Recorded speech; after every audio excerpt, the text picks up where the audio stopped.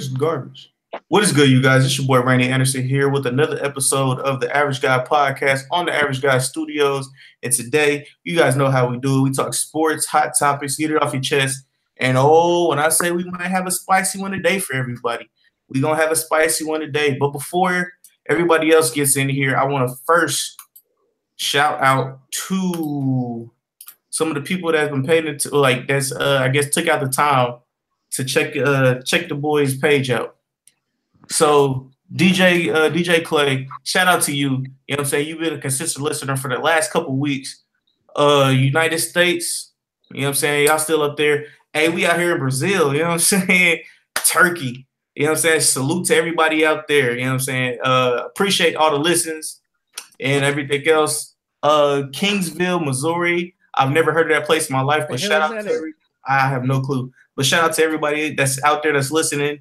Oak Grove, Missouri, y'all still here. Shout out to y'all. And Denzel, I don't know where the hell that is, but shout out to y'all. Sure. Got people in Turkey? We worldwide, baby. Oh, yeah. We out here. We trying to get this. All right. So I will have more co-hosts coming in, but I want to shout out to both my co-hosts that are here right about now. Corey, go ahead and introduce yourself. What's up with it? Corey. Back for another one. Oh, yeah. And we got my brother over here, K-Dot, a.k.a. Kelvin.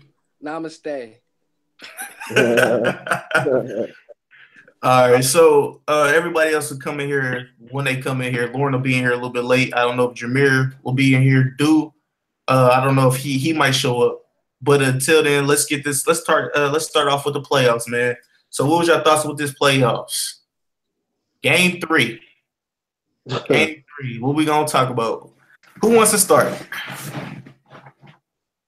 Man, it is what it is, man. You know what I'm saying? In the words of the late great Dennis Green, man, they are who we thought they were. You know, I mean, what more can you say, man? They Clay and Steph, they were off all game, and you know Kevin Durant stepped up. He dropped 43, so you know it's just too much firepower when it comes to that. But at the same time, I don't know. Cleveland played a good game. Cleveland played a good game. He got LeBron got contributions from JR. They finally put Rodney Hood in. So that was finally Ty Lue woke up. You know, you saw that paid off. So they put themselves in good position to win. It was just, lapses on defense, still having the same lapses on defense. Overall they've played tough. They played tough on defense, but still, it's something you got to stay consistent with. And they have those little spaces and lapses to where they go stupid. They kept getting hit off that pick and roll.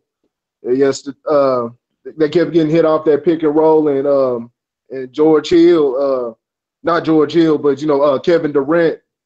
They were running switches with him, and he'd end up somebody like George Hill guarding them again. So and that's more of a testament to how well oiled of a machine Golden State's offense is. How they're able to rotate around. But it is what it is, man. Even with everybody else off, Kevin Durant said, "I got this," and he took him home. It was deja vu from last year. He hit it from the same spot. So there's nothing really more to say than Cleveland's playing their ass off, but 4 All-Stars, that's tough. Yeah. Whoa, okay. All right, we'll get into that. But Kevin, what you got for us? Man, I really don't follow basketball like that. But Kevin Durant was definitely on fire. I don't know if they locked Curry down for the majority of the game or he just wasn't hitting nothing. Nah, he just wasn't hitting. Yeah. But he didn't do too good. Like you said, LeBron James contributed. He had another triple-double. But they just outmatched, I think.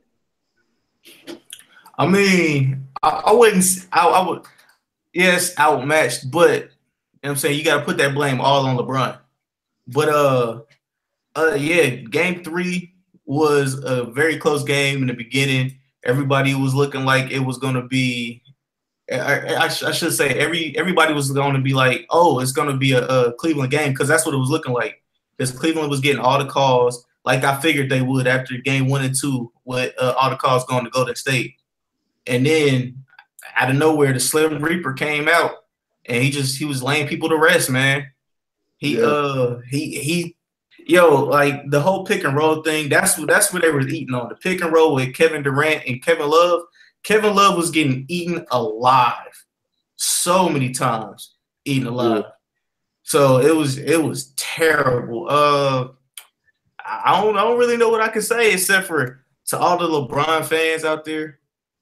LeBron did the same thing that the Warriors are doing to him to the Mavericks, except for the Mavericks won. Yeah. Just keep that in mind, y'all. Keep that in mind. Pretty much. He started all this super team stuff. So yeah, it's his fault. But the only thing I'll say about Durant is Durant was this is where context has to be brought in, because people lose sight of this.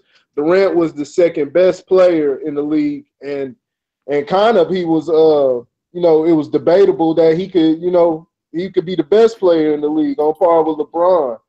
And Golden State was already an established team on their own will. They came out 73-9, and they actually lost that championship because of bad play by the players, and Steve Kerr fell asleep in that finals. Draymond was out those last games 5 and game 6. Yeah. But they were still in a position to where they could have closed out the series, and even in game 7 they could have won. So that was one they were supposed to win.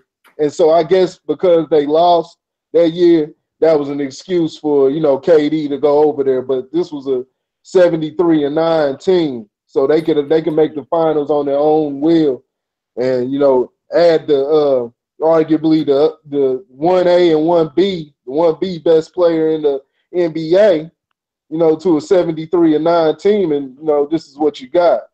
So yeah, but we can't, like, what a lot of LeBron James fans like to say is you can blame, or KD is the reason they started the super teams. No, for one, LeBron James started the super teams when he went to Miami. When he got Dwayne Wade, when he went on the team with Dwayne Wade, he also got Chris Bosh, who were two superstars, and him made it 3 superstars. So it was 3 superstars going against Dirk Nowitzki and everybody else. So all these comparisons to KD weaking out, becoming a super offensive player, you know what I'm saying, is just not valid. Is it possible we could go before that though? Is it possible we could trace it back to Boston? Because at that point, Pierce and let's see. I don't know. It's debatable for them because they were all in their double digits of years. You know what I'm saying? Right, so that's true. Yeah, they were all in their. I think Garnett was in like his 12th year. Pierce and Allen were both in their 10th, either 10th or 11th year. So they were up there in age. So I don't know. Can we count that? Yeah, I would. I definitely would. Yeah. And they formed that to beat LeBron, didn't they? Yes. Yes, they did. Corey, you frozen? Just to let you know. I'm frozen. Yeah, you frozen. Kelvin, you got anything on it? No, that's pretty much it. All right. Now, AD. Now I used to be a super fan. My boys in Oklahoma City, and that's why I really don't mess with Golden State, and I'm just not a fan of LeBron at all. Oh, yeah, I've known that. All right, so yeah. Can you see me? Nah, you still froze. Do y'all want to get in on the? Do y'all want to start the GOAT talk or no? Do y'all want to wait off for a second? We can wait. You said what talk? Do y'all want to start off the hot topic? The GOAT. We talking about the GOAT talk? The Shoot, greatest we of all can time? get it going. All right, you back on. All right, so let's start it off. Corey, you brought it up. You brought it up in the group chat. I'll let you start it off. Oh well, we already talked about Jordan and LeBron. I was bringing up LeBron and Kobe. I was bringing up LeBron and Kobe, who is past two on the hierarchy on the top 10 list. You know, who will be above who between LeBron and Kobe? And I don't. It's tough, but I got to go with Kobe. I got to go with Kobe for Okay. Explain. LeBron's got the numbers to show for everything, but it's more for the way that his offense is built and the way the way the coaches that he's been under, they've allowed it, they facilitated that type of offense for him to be able to do that. Whereas in LeBron and Kobe, all they had to really do and focus on was scoring, but when it comes to offensive numbers, but they played off of the ball. They were able to play off of the ball, and the offense that they ran didn't allow them to have 10 rebounds and 10 assists. They have to be in position, and so they ran offense, and a lot of times what you would see them do is they would facilitate, get everything going. Kobe would get everything going early for his other, the guys, the role players on the squad, and get them on fire. And then in the second half, he'll take over from there. Whereas LeBron finds himself, through the first three quarters, he'll go hard. He'll have about 30 points in the first three quarters, and then he'll tire out in the fourth quarter. And he touches the ball more, as far as possessions and everything. He's always holding the ball, and I think that that throws the other guys out of the rhythm when the offense is based off of, well, let me drive in, because he's gonna bring those double teams, but they're regulated to standing out on the perimeter and shooting threes. And this is supposed to be a guy that we say makes niggas better. You know what I'm saying? He makes other players better, but throughout time, it seems that the players that come to his squad get worse. Whereas you had Kobe. Kobe took a loss after they lost in the 2004 finals. When Shaq left, and he was left with some bums on the squad. But think about it. Outside of Paul Gasol, they made no other really additions, getting to the finals. He went ahead and took his L's, but developed the guys, that they had. Then that along with Phil Jackson came back. But, think about it. It's the same guys. He went to the finals with Andrew Bynum, Derek Fisher as a point guard. And these guys none of these guys were all-stars. So, I just look at that when you're talking about LeBron, whereas LeBron got his championships and still lost 2 times. I won't count the Warriors, you know what I'm saying? Because it's been, different factors, with the Warriors. But out of his times with the Heat, you know what I'm saying, he won those 2 championships, but he should have had 4 of them. So he should have had 4 of them, and that's joining with 2 other players who were, one was top 5 in the league with him, while the other one was top 15 in the league at the time that he joined. So, it's different things. I just don't think LeBron can, when you bring him up, the stats look better, but overall, when it's talking about wins and, championships, I don't think there's really no comparison. Okay. Kelvin, you got anything? How many times has he been to the finals? LeBron, what is it? 8 times now? How many? I think this is his 9th. It's ninth time. So 9 times. How many has he won? 3. 3? Oh yeah, because 1 against Golden State. Damn, that's all I got.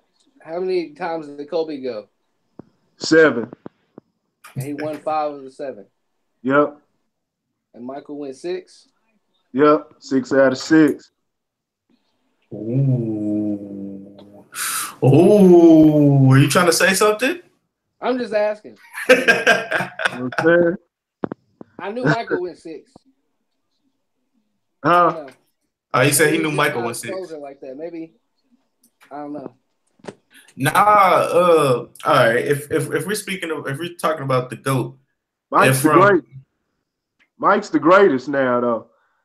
Mike's the Yes, greatest, sir. but yeah, I was going off for Kobe and LeBron, but Mike is hands down the greatest. Oh, you was just doing Kobe and LeBron? Yeah. Mike Bibby the best out of all of them. I don't know what y'all talking about. You said Mike. Why this nigga childish? Why he so childish?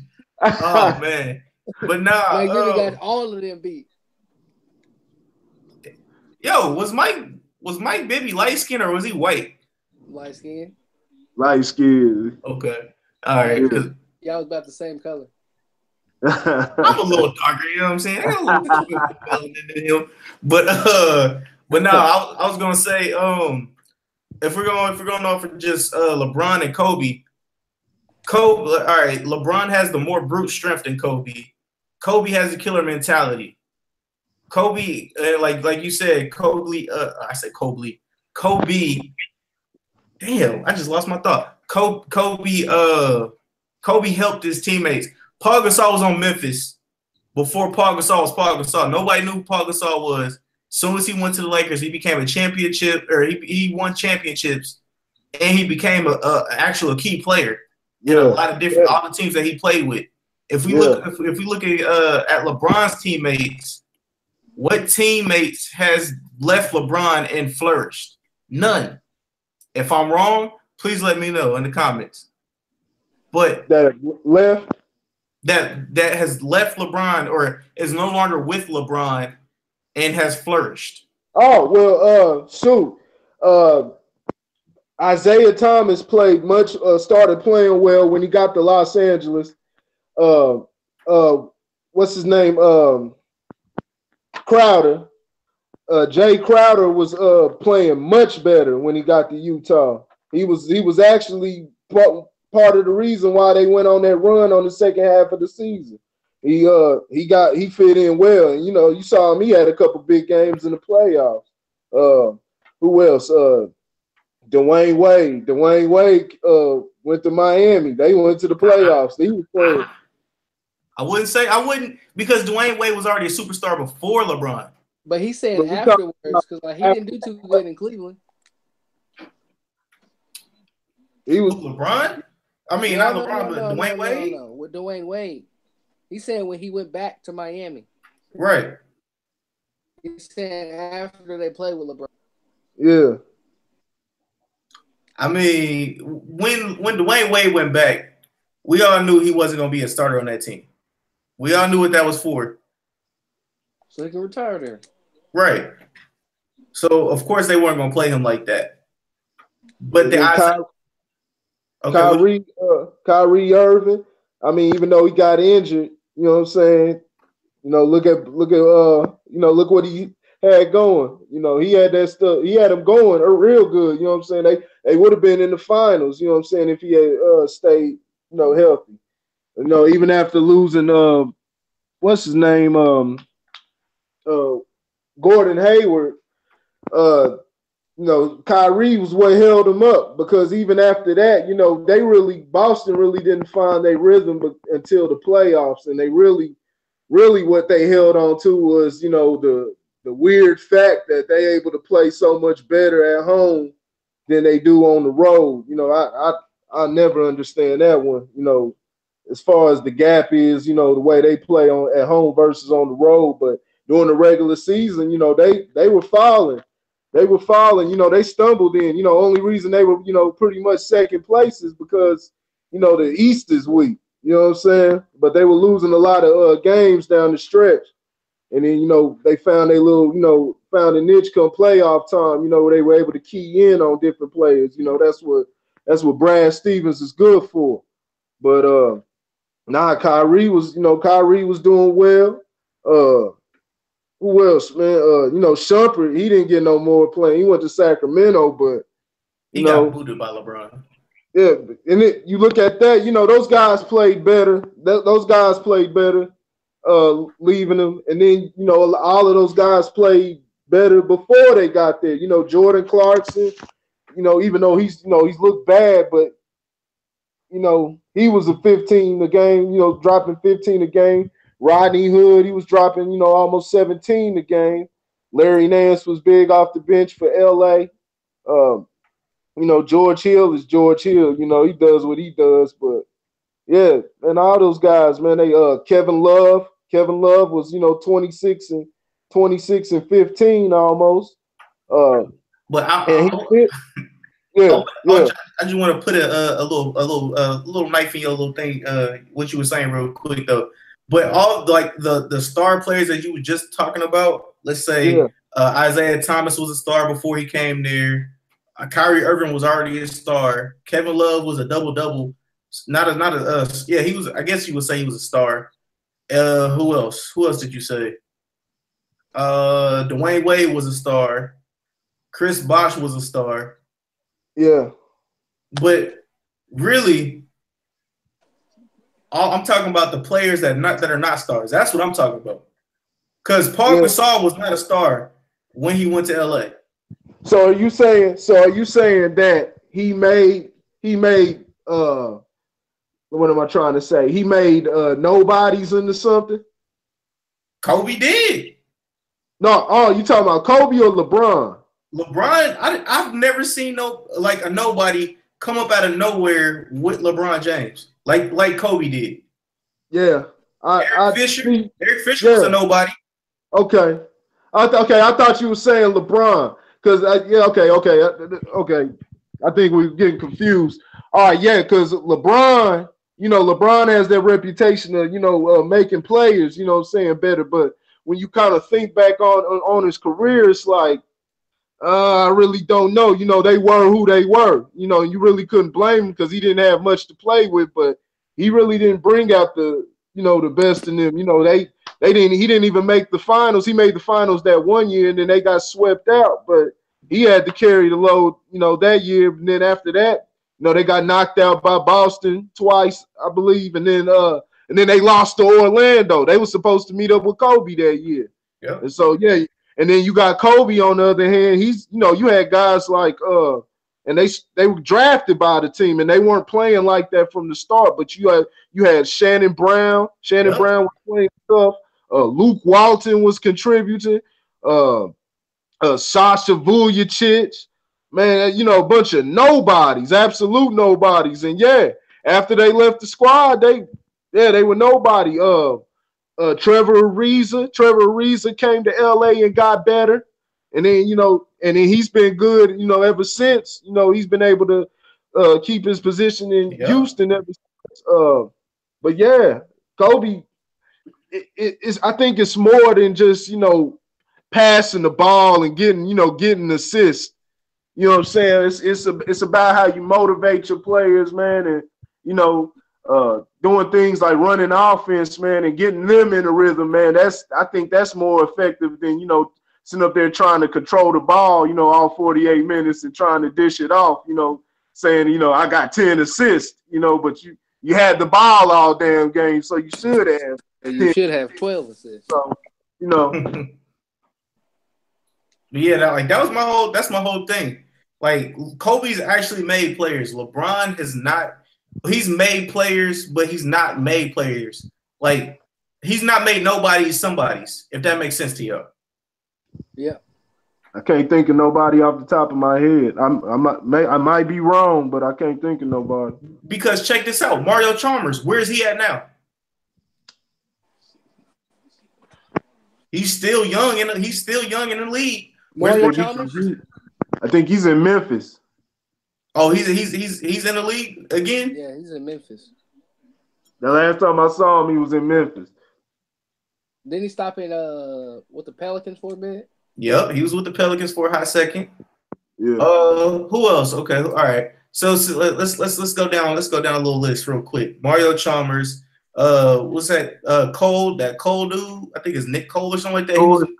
He was with the Pelicans for a while. And he was solid, but he fell off. I don't even think he's in the league anymore.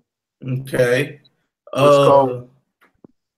Yeah, Cole. Who else? Who else was on it? Who else was on his teams? What is that? That Anderson Varejao? Where's he at? Anderson Varejao. You know what I'm saying? Where is he at in the league? I think he's gone. You remember he went to Golden State, but he won that championship with Golden State, but he was he's I think he's out the league now.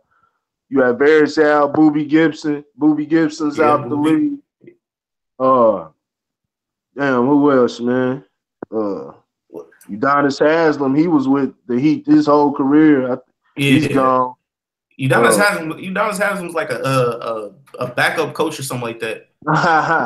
You said he's a backup coach? Yeah, he's like assistant coach or something like that to the Miami Heat. Yo, G. Man. I can't really think of who else, man.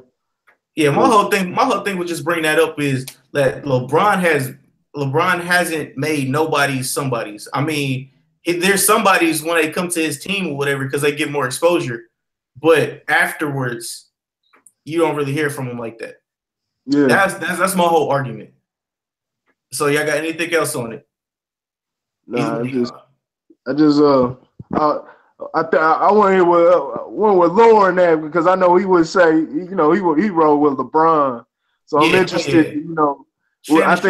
I think we can all three of us can agree that Kobe is the better man. You know what I'm saying? And not by it's not like LeBron sucked, but you know what I'm saying. But Kobe's the better man. By a margin. But yeah, I wonder what Lauren. I wonder what his argument would be for this. Right. Yeah. Yeah, because he is the Shannon Sharp of this show. Yeah, Shannon Sharp. Yeah. Oh, he got his black and mild already. Yeah, his yak and his yak. Yeah. All right. So, did you guys hear about this? Let's talk about the NFL real quick. Let's talk about the whole thing with the Trump thing. Did you guys hear anything about that? Yep. Could you please elaborate, my friend? So basically, they was like, we ain't going because they don't agree with his political beliefs and stuff like that. Mm-hmm. So it was only a handful of them going. I heard it was just Nick Foles. Let me get there. My bad. So they thought it was only a handful of them going. Uh-huh. And so he decided to cancel the whole thing. Like, all right, since all y'all want to come, okay, none of y'all come. So the next day when they were actually supposed to be there, it was released that literally only Nick Foles was coming. Like you just said. So yeah, that's pretty much it. A lot of players took to Twitter and said, like, that they do enough for the community and stuff like that to where, like, they think they're basically they didn't want to go because how do you talk to somebody that's not going to listen to you? Right. Like, if you want to make a political change or a society change, yeah, and he's not willing to hear you out, then what's the point of going? Because, like, yeah, it's a big celebration for you to go, but pretty much most people try to go and, what am I trying to say? Advocate for their side, like kind of what Kim K did. Like, hey, you need to go let this lady out. They just want to, make their opinions heard. Basically, that's what I should have just said. Okay, Corey, what you got for us? Yeah, same thing. Yeah, they trying to get their point across. They've been fighting with them. You got the whole thing with the NFL and national anthem and everything.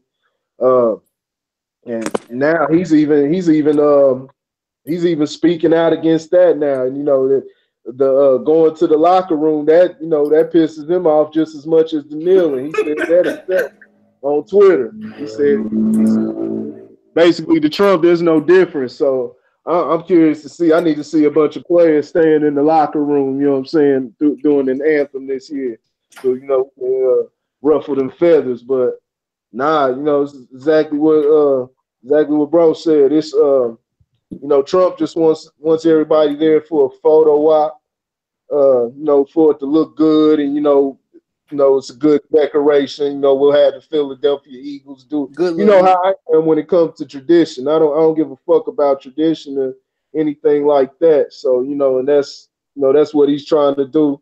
It'll look bad if he's the president that nobody's, coming to or skipping, but it is what it is. That's the type of environment that he facilitates. And, what, like you said, what's the point of going in there, if, nothing's going to get done at the end of the day. So, that's Right. a waste of time. So, yeah. Yeah, because like my whole thing was because Kim Kardashian went to, I guess, talk about prison reform.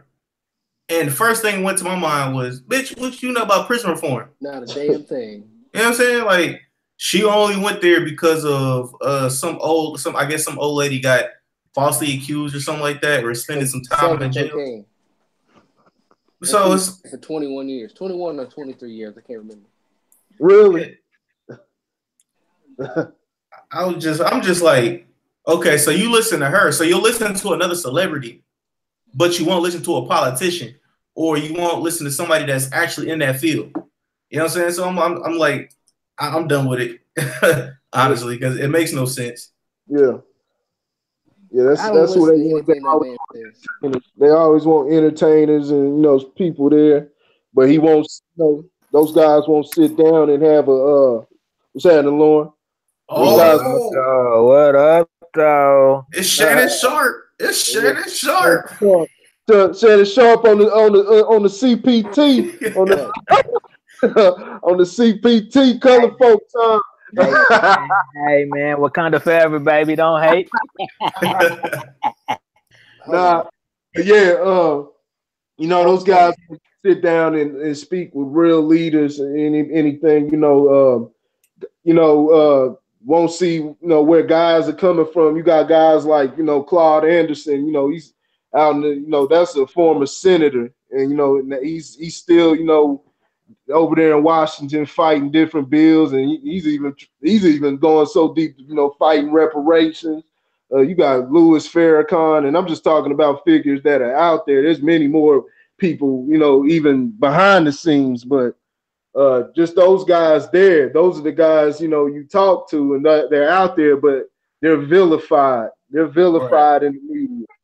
And so, who's always has to step up is it's always some comedian or ball player or a rapper or somebody. So yeah, man, it's all a game. It's all a game with them, man. They're not trying to have no real conversation because the solutions are there. Everything is laid out. All the solutions are there. They're behind they're behind when it comes to all the talk on what needs to be done and what needs to be fixed. All that's over with. It's all been figured out. It's on their end, and if they not gonna give that, then there's some stuff they're gonna have to. Basically, they're gonna have to leave the lower class alone because that's who they're feeding. That's who they're feeding off, and we know that many people of color make up the lower class. Now, there's many white people that are lower, in the lower class, but we're going off of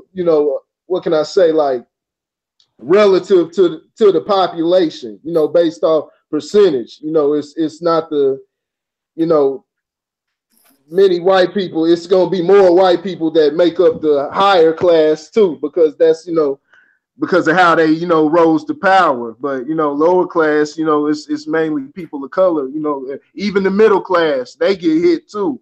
So and it's all about how the game goes.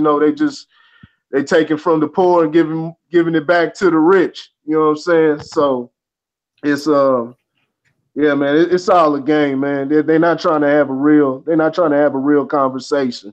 The game plan is out there, man. But if they're not gonna listen, leave us the fuck alone. You know what I'm saying? Because that's where it gets screwed up. That's where the problem always, we'll break off and do our own thing. And then now they're meddling. Now they, what them niggas over there doing. You know what I'm saying? And, meddling into things, sending spies and different things like that. So, just got to fight that, be aware of it. But all right, Lauren, pretty much what we was just talking about was your president in the NFL. Yeah. Well, I mean, shouldn't be a shocker. It shouldn't be a shocker at all. You know, you got rich white dudes hanging out together. I mean, that's how it works. You know what I'm saying? I mean, True. that's why the outcome was what it was. You know, and uh, it I see it from two different perspectives. You know, I mean, when you look at one perspective, it's just a game. It's just the ball game. You know what I'm saying? So I'm chilling on Sunday for 3 hours. You know what I'm saying? And you know, I'm watching the football game. But the other side of it is, you know, The multi-million. when when you try to throw, when you try to start something, uh, and it's at a left field, they ain't prepared for it. And then, but the thing is, they had the resources to fight back. You know what I'm saying? Like, you know, I've been saying from the beginning that uh Colin Kaepernick just wasn't the right person to carry this out. And the reason I say that is because, you know, we're in an era where we don't have to back down anymore. You know, uh but I feel like he's kind of backed down. He's been real quiet. Uh and so, you know, now you looking towards a Malcolm Jenkins or something like that, you know, to try to pick up that torch and carry it. And, you know, everybody's got their own ideas on the best way to fight it. I mean, I think I've said this before, you know, we got to take the money, utilize the money wisely that they gave us, and then still fight. You know, like we can't we can't allow a dollar bill to silence us. You know, but I mean, I agree with Corey in a lot of respects. You know, they don't want to have a conversation. They don't want to have a real conversation. You know, and really, I mean, it's very, very simple. Like it comes down to two things, right?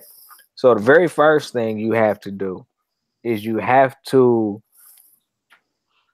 make sure that the appropriate programs are in place when you send these young cops into training, you know, the psych tests and things like that. How do you really handle yourself under pressure? You know, because half these dudes probably is halfway freaked out.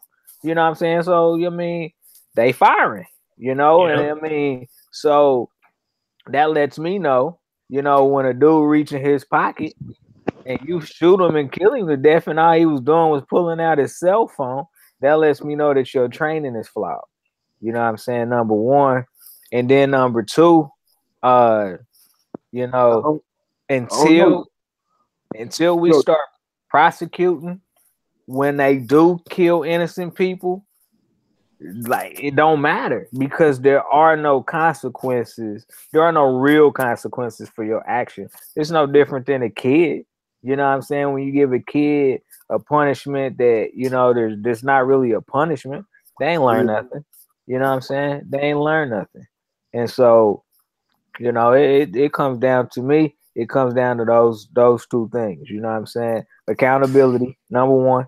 And then number two, I mean, the cops do need training because the times have changed, you know, but uh nobody's forcing that issue. I mean, and it's not a race thing. I can tell you that right now, because I didn't see some black cops and I'm like, for real?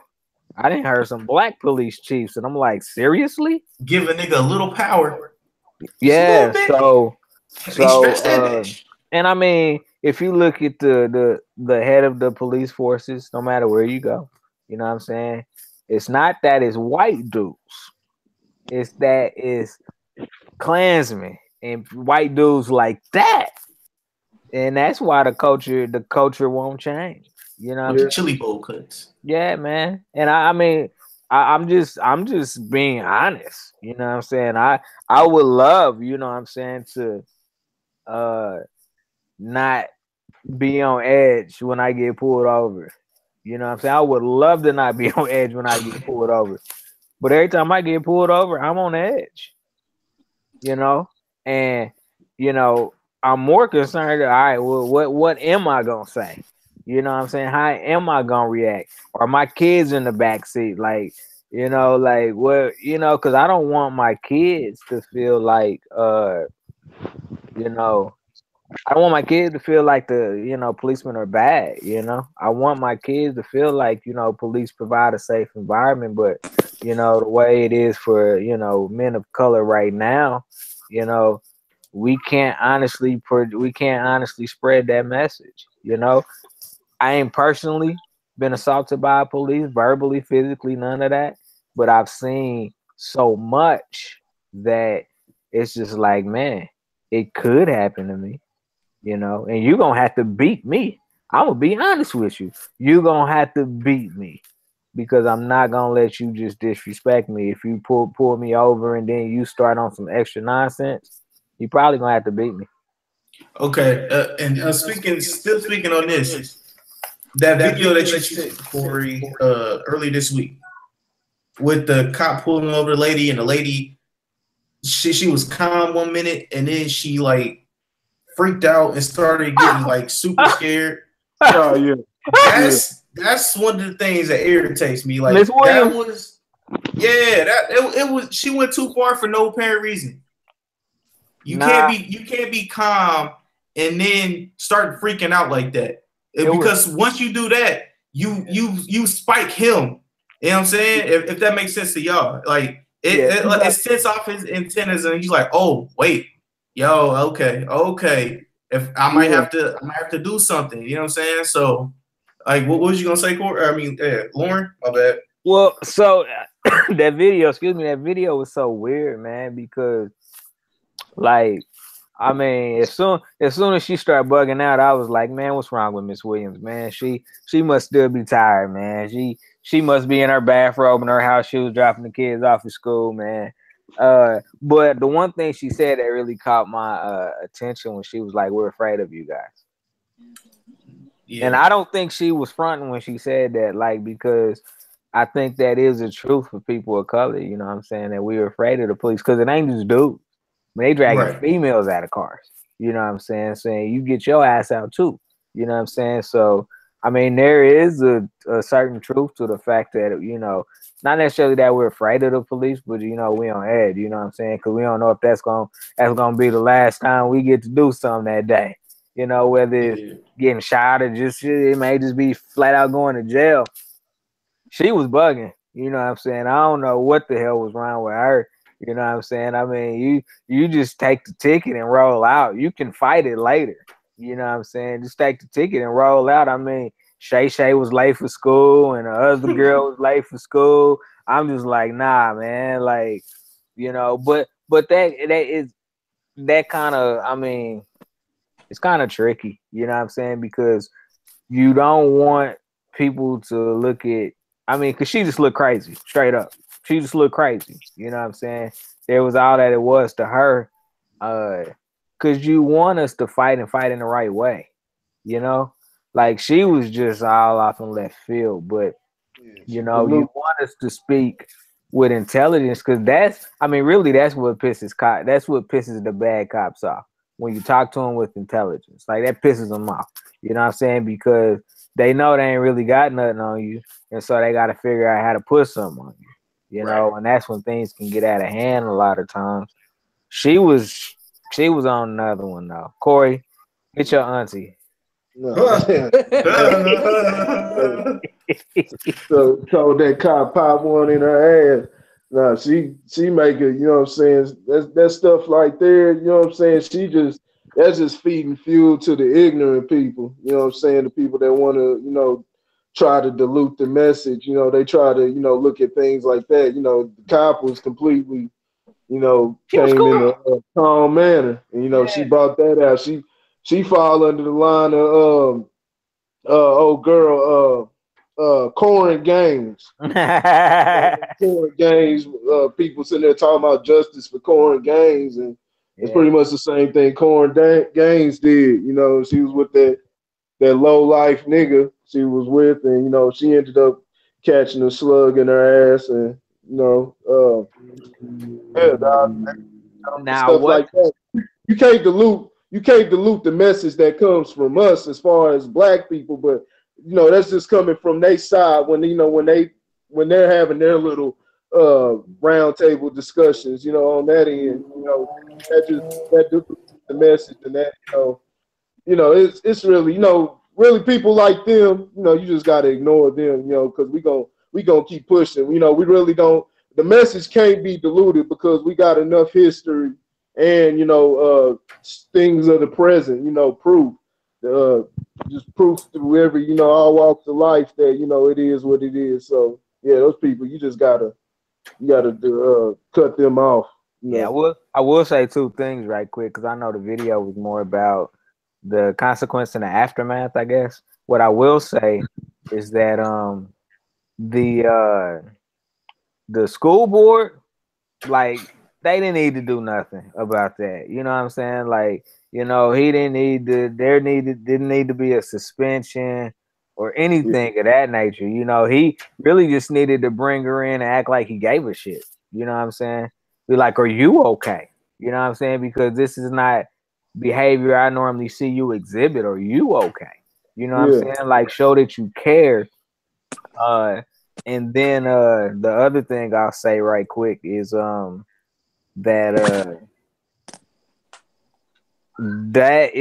that's that propaganda that makes it look like it's us. That's that propaganda that makes it look like it's us and it's not them. And they'll continue to try to throw a whole lot of that in, just to say, hey, look, this is what they're doing, which is why we have to react. And to me, I'm like, you got the gun, you got the billy club, you got the taser, you still got all the power. So I don't care if she flipped out. You still, and you a dude. You're a guy. You are more physically empowering than her. So all those factors, even if she would have flipped out, you a cop, you serve the people. You know what I'm saying? Do it the right way. All right.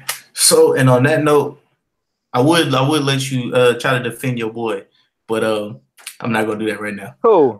LeBron. LeBron James. Standing sharp. Let's show let's Shannon. All right. Hot topics of the week.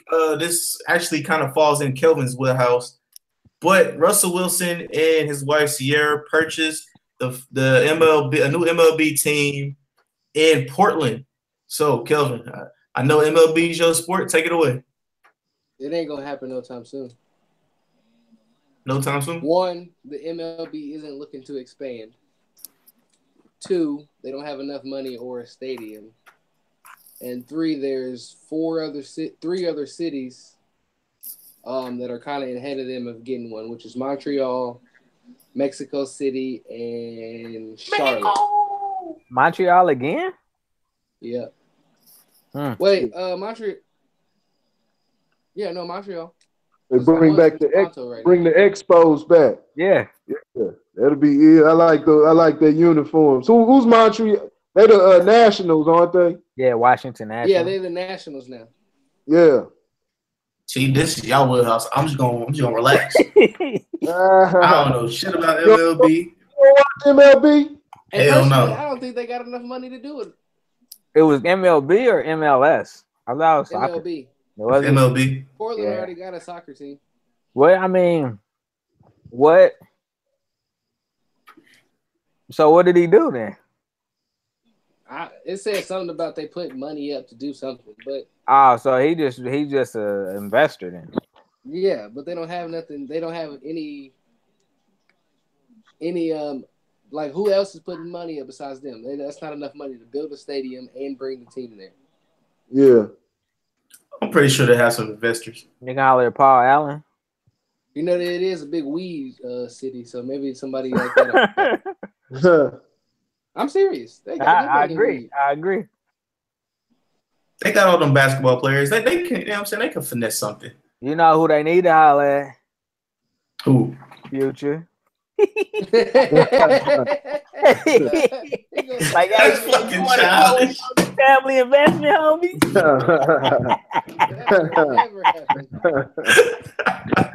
Dirty oh God, that was funny as shit. All right, so if y'all don't have anything else with that, we'll move on to the next topic.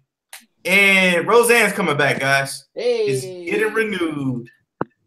I don't know if one of y'all called it last time we was talking about it, but it's getting renewed. Yeah, Wait. Roseanne's not gonna be off. Wait, I told Gonna you. be on it? I Yeah, looked Roseanne's into not it. gonna be on it. Yeah, it's Roseanne gonna be on it. Yeah. Nah, It's she's not not. Roseanne. She's getting cut up. She's getting X'd Okay. out. You know Okay. how much money they gotta pay her for that? Oh yeah, Right. they paid her off. Yeah, she got her check, so she good. So what they gonna do? Kill her off now? Yeah, something like that. Remember, the husband already died. Now I ain't watched the show to see how they brought him back, but yeah, the husband died on the last Roseanne. CPR. So now she dead. Now I don't know how they gonna do it, but that's scary. So they're gonna have Roseanne without Roseanne. Yeah. Yep. I told y'all, man. It just another network gonna pick it up. You know what I'm Did Fox saying? pick it up, or they going back to the It's same network? same network. Same network. Because I read something about Fox picking them up.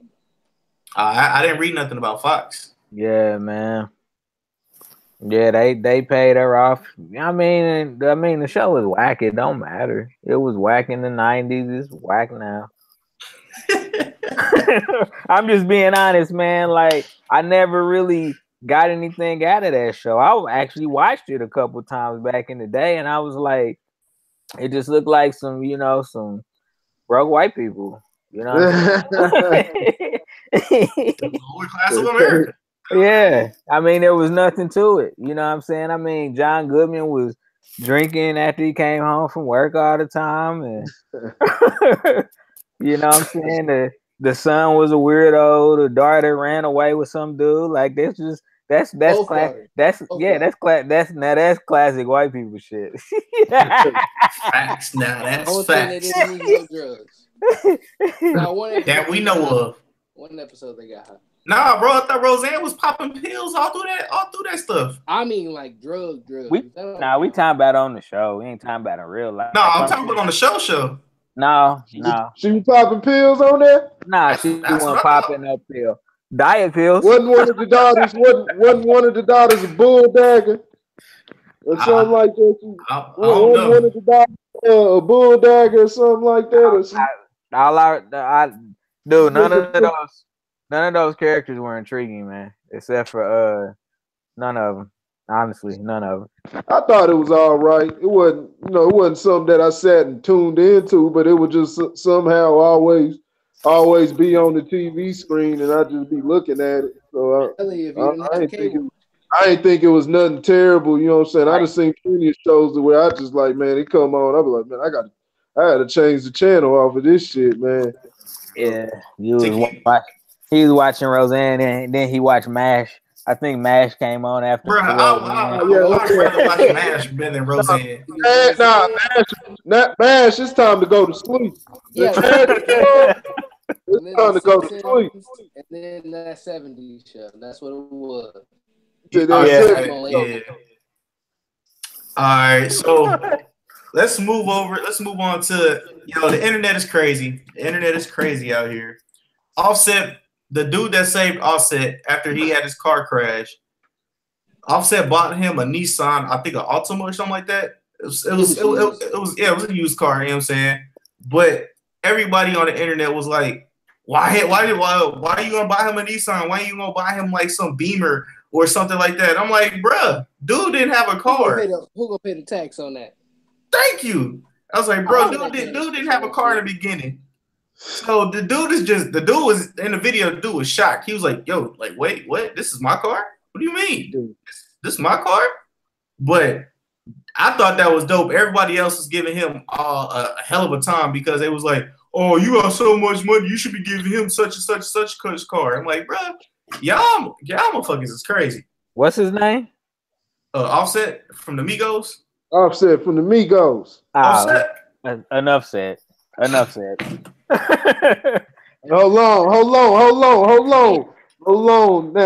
on. Hey, Migos go hard, man. I ain't gonna let you down there, man. You know what I'm saying? Rest of these cats, they fair game, but the Migos, man, they one of the few ones, dog, putting it down. You know what I'm saying? Hey, y'all gotta watch it's a Saturday Night Live skit of them. That shit is hilarious. I think I know what you talk about. Yeah, it was about a month ago. Yeah. Yeah, that's it. It was Migos in therapy. That's what it was. Yeah, that's what it was. Hey, send me Amigos track, man. A good one. A good one. See a couple. Yeah, a good one. Don't send me what I've heard already. You probably heard them. You probably heard them. No, I know who they are. I'm Yeah. just saying, like all the stuff I hear on the radio, I'm just Talking like, about okay. the ones I got are the ones you probably heard. Now I had them before they came out on the radio and everything, but you know what I'm saying? You probably heard them. Migos. A lot of radio songs. I don't listen to too much Migos. I can't do a bunch of it, but no, they cool. They one of the few ones I actually rock with. I bump some of their stuff. Okay. No. All right. And before we move over to this next topic, I want everybody to hit that like button, subscribe button, follow me on Facebook. The average guy. You said what? Where's the button at?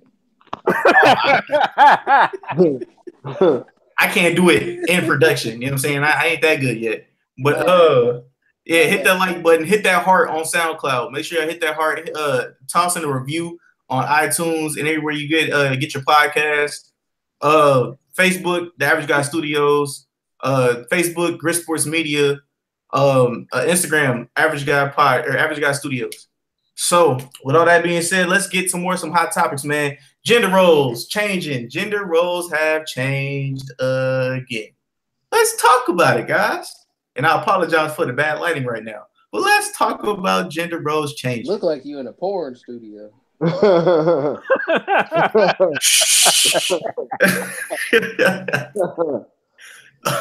right. So since all the gender roles have changed and the men are supposed to be the ones not being the providers for everything, what do you guys think about that? What are y'all thoughts? Who wants to go first? I'll go first. Go ahead, Lauren.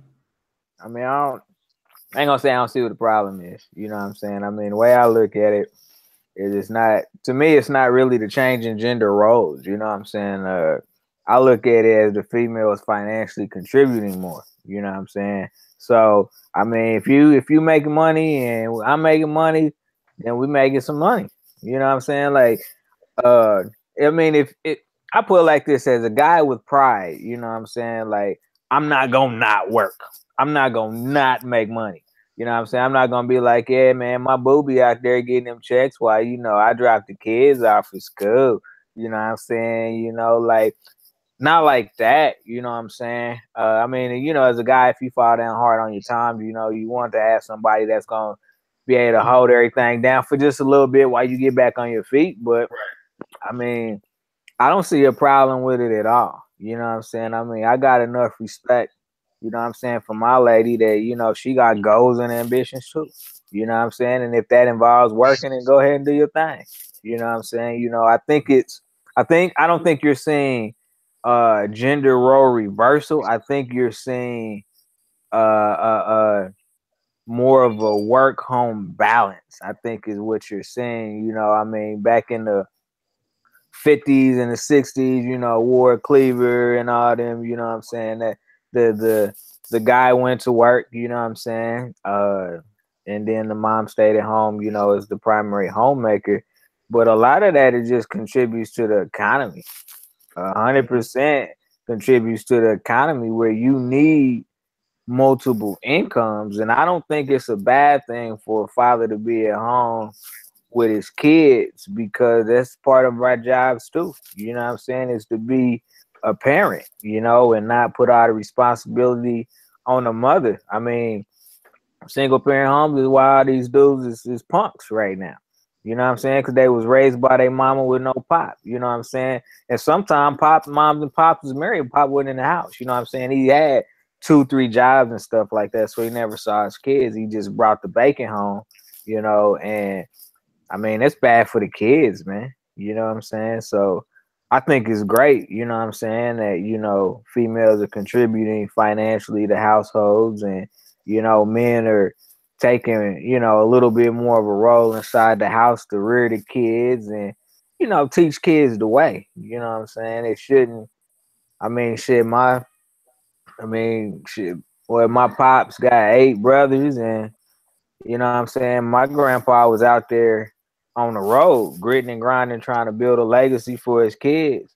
And with him being gone all the time, he didn't take the opportunity to really do the father side of it. You know what I'm saying? Because he was busy. And now all of his, 6 out of 8 of his sons, it's like, man, what happened to you? You know what I'm saying? Your dad was this and that. And that just goes to show you, man, you got to have a balance in the house. It's not all the mother rearing. And it wasn't always like that. Like, that's the thing. You know what I'm saying? Like, that's more of a American culture thing. You know what I'm saying? If you go to other countries, you know what I'm saying? Like, they have a structure set up to where parents can be parents. You know what I'm saying? It's not all about work. You know what I'm saying? I mean, hell, you got some countries where, the family gets a year of maternity leave and the mom might take 9 months, but then the pops take 3. You know what I'm saying? Here, have a break. You know what I'm saying? From having to do all that. So that's just, that's more of an Americanized thing, that we've just we fell victim to. And I mean, they already screwing up our homes, so, we need more men in the house. You know what I'm saying? As black men, we need more men to be in the house, you know what I'm saying? Making sure that, kids are balanced. That's what it is balance. You know what I'm saying? A woman can't teach everything. You know what I'm saying? So nah, man, I'm cool with it. I'm on board, boo boo. Get your money and I'm gonna get mine, man. We gonna go to World of Fun and Right. Get your money, boo boo. and take the kids and get some funnel cakes. We gonna get some funnel cakes, kids. Oh, you had me a funnel cake. Get you Funnel cakes. get 2 of them. You know what I'm saying? Get 2 of them. Yeah, man. I'm with it. All right, Kelvin. Gender roles. That's what we're talking about. Yeah. So I always joked about I would be a stay-at-home pops. Cool. But I would have because like I do furniture making and stuff like that. Yep. I would have me a shop in the backyard, and I would go out there and make furniture. So I'm at home all the time, but I'm also bringing in money. Yeah. So that would be okay with me. I mean, I guess every family situation is different, so you can't really be a judge of what's going on in their house. Whatever works for them works for them. All right. I like it. Corey, what you got Society for gonna us? think what they got to think anyway. So Yeah. do what's best for you and yours. All right, Corey. Yeah, same thing. You already know what I say all the time. It's just about coming up and surviving. So there are no such thing as gender role reversal. Man's always gonna be a man, and the female's gonna operate how a female does. A man will never give birth to a child.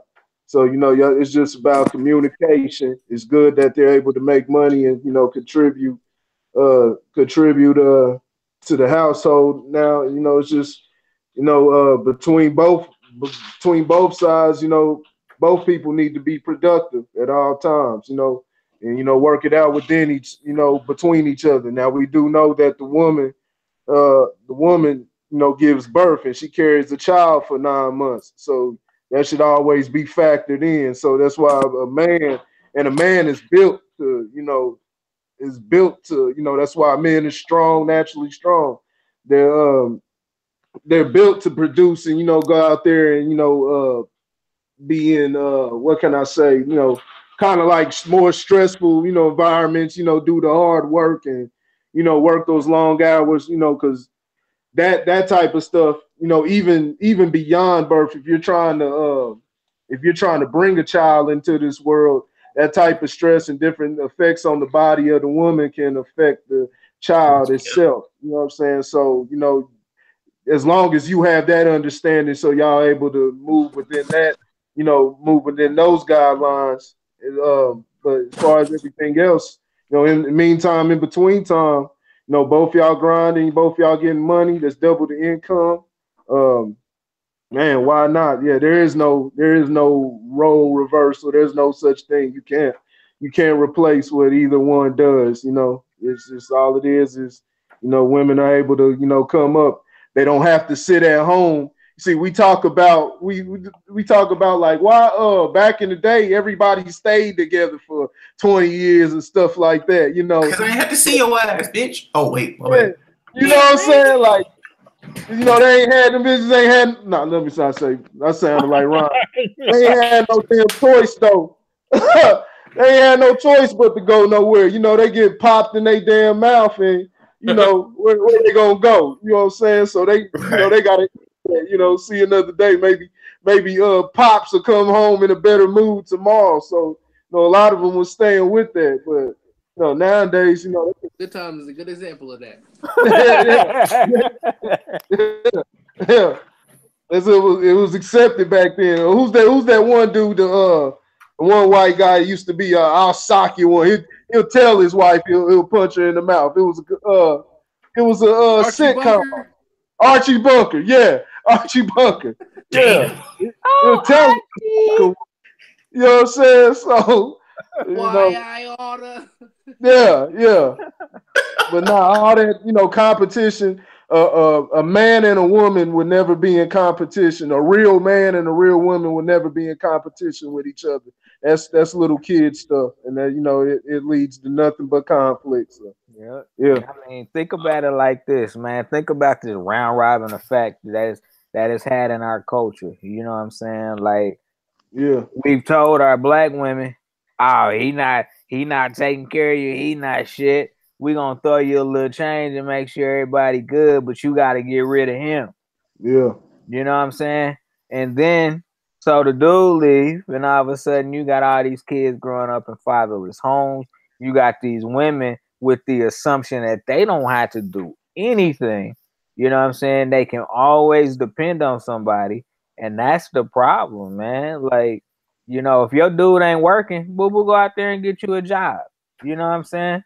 It ain't no need to have two bums in the house. Yeah. You know? Yeah. And no need to have no bumps in the house. yeah, choose wisely, man. Like, you know, and that's what I'm saying, man. Like, you know, it goes that circle of balance. You know what I'm saying? You know, when you see when a kid sees a two-parent structure, you know what I'm saying? It don't matter if it's your real daddy, stepdaddy, whatever the case may be. If a young kid sees a two-parent structure, he understands the value of a mate. You know what I'm saying? He or she. You know what I'm saying? The woman ain't just gonna go pick up any old random dude, you know what I'm saying, that's smiling in her face and giving her the time of day. And a dude is gonna value the quality of the woman that he wants to have kids with, you know what I'm saying, to procreate with, you know what I'm saying? So I'm telling you, man, like, it's that vicious propaganda media cycle of how black men are portrayed in society. Somebody just sent me a picture. My cousin sent me a picture the other day, and it was a mother and a baby, and it was like, what's missing in this picture? And it was the father. You know what I'm saying? And I was like, here media go again. Like, they create this perception that there's so many single black homes, and that ain't true. You know what I'm saying? Like, you know, there may be a lot of poor black homes. You know what I'm saying? Maybe they ain't richer, you know what I'm saying, you know, or lower middle class, but pops and moms is in the house, you know what I'm saying? And so the media wants to create this perception that, you know, black men ain't there. And I'm like, we here, you know what I'm saying? You know, we here. You gotta start checking some of these grandmas, you know what I'm saying? Ah, baby, you don't need him. You come on over here, me and your mama, we gonna show you how to raise this baby. We don't need him. No, you do need him. You need every bit of what he can offer if you actually act right. You know what I'm saying? Because, you know, I had a kid, you know what I'm saying, at a young age. I ain't stay with the mother, you know what I'm saying? But I understood the importance of me being involved in my daughter's life, you know what I'm saying? So I was like, well, hell, we got to figure out this co-parenting thing, you know what I'm saying? Because I ain't gonna have you, you know what I'm saying, thinking you mama and daddy because you don't have the skill set to be a daddy. Like, women don't have the skill set to be fathers, you know what I'm saying? And so, you know, there's certain things that a woman can never teach a boy, you know what I'm saying? And, you know, a guy's got to get it from a guy, you know? And I mean, when you see a dude that look like you know what I'm saying, it's going to resonate more. You know what I'm saying? You're going to be like, oh, okay, I see what you're saying. You know, but you got your mama doing it. You know what I'm saying? I mean, you know, and hey, it's some good single moms out there. My mom taught me how to play sports. My mom taught me how to fight. My mom taught me how to lift weights. But guess what? when I turned 14, 15 years old, and I was bigger than her, like she couldn't tell me nothing. You know what I'm saying? I needed a balance of a man to come in there and be like, nah, bruh, hey, you gotta chill out with all that extra testosterone, man. You know what I'm saying? Learn how to actually be a man. Not just be a dude, but be a man. You know what I'm saying? Because being a man ain't all about masculinity, man. Some of the best men are soft as hell. You know what I'm saying? Or they have that soft side that they know how to share, because when a mother loves a kid, it's a given. When a guy shows love to his kids, hugs and kisses and stuff, man, that goes so far. You know what I'm saying? Okay, well, I got two things I want to pick off of you real quick, Warren. First of all, let me just say I agree with all you guys said. You know what I'm saying?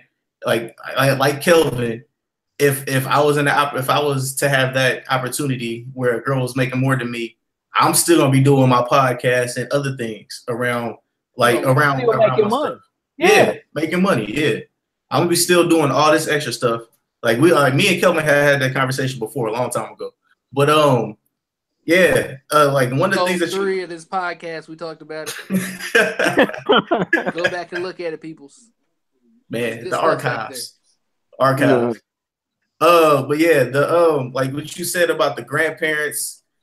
Let's just get ignorant now, because there's a lot of ignorant people in this world. Mm-hmm. You brought up the soft side of a dude. People will say, yo, if you're soft, you weak. You know what I'm saying? And you should never be weak. That's gonna damage a kid no matter what. Like, I understand, be like, toughen up or something like that. I understand that. But when you're like when you're a grown ass man, and let's say you have a kid, and the mom's like, yo, you don't want to be like your bitch ass daddy. Your daddy, you know what I'm saying? Like, that happens. And so like that's what the kids like. I ain't trying to be like my soft daddy. There we go. I'm keeping the PG for y'all now. I ain't trying to be like my soft ass daddy. You know what I'm saying? He be getting bitches from everybody. Punk ass daddy. Punk ass is more relatable to black women. Oh, okay.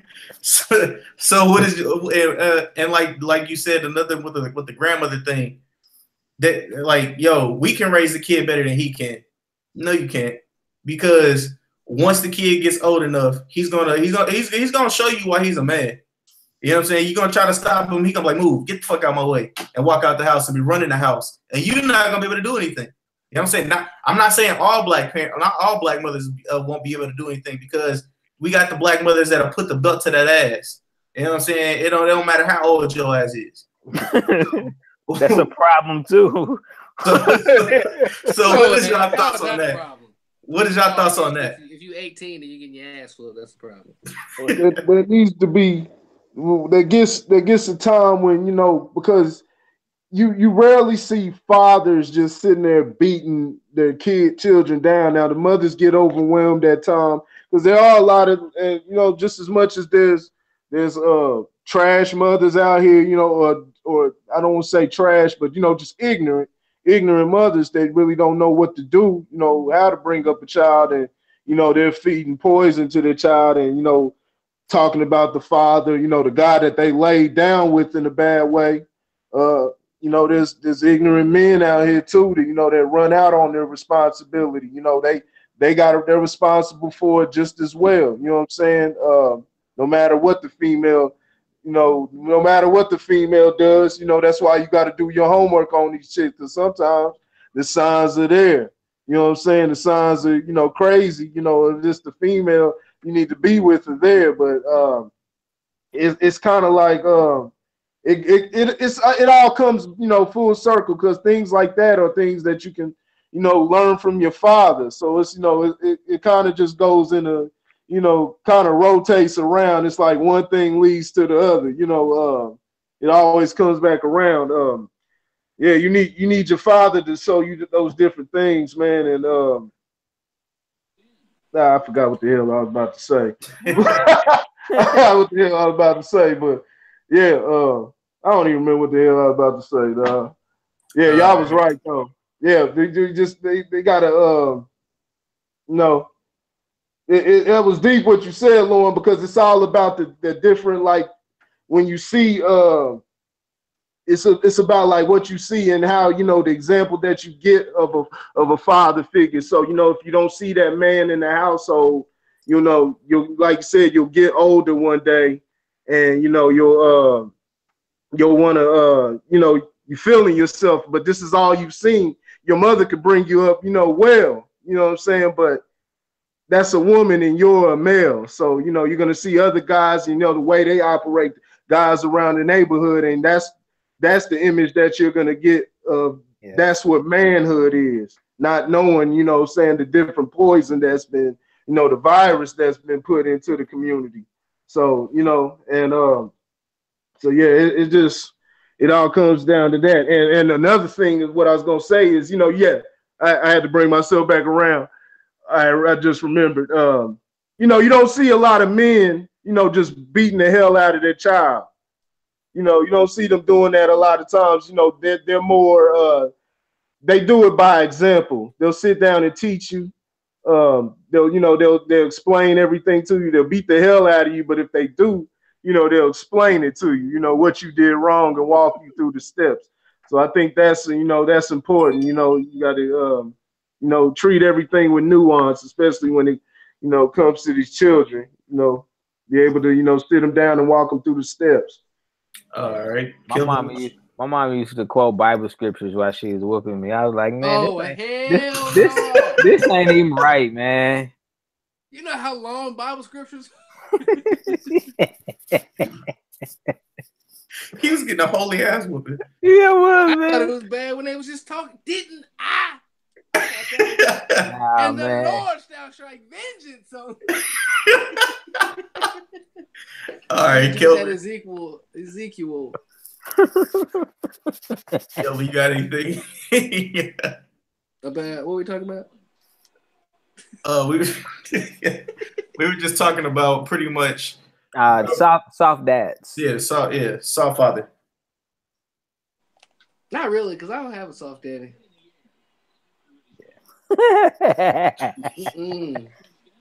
I mean, like, so see, it's kind of, man, so I always say, you know what I'm saying, like, because my daughter told me this, she told me this at her high school graduation party. She said, Dad, she was like, you will give me a hug while you telling me how bad I fucked up. Yeah. You know, and I was like, well, I don't want you to think it's the end of the world. I don't want you to think that I don't love you, but I still had to call you on your BS. So, you know, part of that balance, man, because, you know, like my mom, she'd be like, she asked me every time she sees me, Lauren, have you whipped your kid yet? And I'm like, no. And she like, you ain't never whipped your kids? And I'm like, nah. And she said, why? I said, I have a bad example of what that was like. You know, I said, you used to whip me because, you know what I'm saying, you was taking your anger out on me. You know what I'm saying? I didn't learn nothing by getting a whooping. Besides, if I get in trouble, I'm going to get a belt. But I mean, you know, like, I mean, when I turned 13 years old, like, I'd be like, which belt you want me to go get? Damn. Like, it was no longer effective. You know what I'm saying? And, you know, we learned that. You know, this is probably a little bit deeper than I planned on going, but you know, when you talk about whipping people, you know what I'm saying? Like, you got to go further back than slavery in America. You know what I'm saying? You got to go to the Middle East and all that type of shit. You know what I'm saying? And you know, whoever the master was, you know what I'm saying? You know, it's your job. Like, it was just a job. You know, you got to go home. Yeah. By when you was at work, you know what I'm saying? If you didn't dig that trough the right way, you was gonna get some lashes. You know what I'm saying? So, you know, you bring that, you forward that till now. You know what I'm saying? And you know, my opinion is that, you know, if somebody getting lashes, you know, whooping, whatever you want to say, is just because you didn't do it the way that I said you should do it. You know what I'm saying? It's like, well, you know, you're not teaching nobody that. That's why you got all these young kids, you know, especially these young boys and girls too. They want to fight. You know what I'm saying? Because we show them when we get pissed off, that's how we handle our business. It's not the sit down conversation, you know what I'm saying? You know, let me talk to you, you know, and really actually try to redirect the behavior. You know what I'm saying? No, I'm just gonna beat you. You know what I'm saying? And hope that I beat it out of you. Man, slavery lasted 400 plus years. They ain't beat it out to slave. What the hell you think you gonna beat it out of your kid? You're not gonna do it. You know what I'm saying? Kids are put on the earth to test boundaries. You know what I'm saying? Push the limits. You know, and that's all they doing. You know, so you get mad saying, I told you not to do that. You gone up in that room. I'll be up there in a minute. I'm like, what's that gonna do to the kid? You know what I'm saying? They gonna be real sore for about 30 minutes to an hour, and then they gonna go back to playing. That's exactly what's gonna happen. You know, and so, you know, you gotta get in their head. You gotta get in people's heads. You know what I'm saying? You know, and in order to be an effective parent, you know what I'm saying? Like, it's all about training. It ain't no different than training a goddamn dog. I mean, seriously, if you work with that dog every single day, you know what I'm saying? That dog is gonna love your dirty draws. That dog is gonna do anything you ask him to do. You know, go fetch this, go fetch that, sit down, lay down, roll over, all of that. You know what I'm saying? Why? Because that dog was trained. You know what I'm saying? You got to train kids to do what you want them to do, not beat it into them or out of them. You got to actually take the time to actually train them and do it the right way. So, I mean, you gotta have a level of softness as a father. How the hell else you gonna learn how to caress your girl? It's going over here. You know I'm about to wear you out. Nah. let me you know what I mean? It seems it sounds weird, man, but it's so true. You know what I'm saying? Let me teach you how to be smooth around the ladies. You know what I'm saying? You know, and different things like that. Everything can't be machismo. You know what I'm saying? Everything can't be super masculine.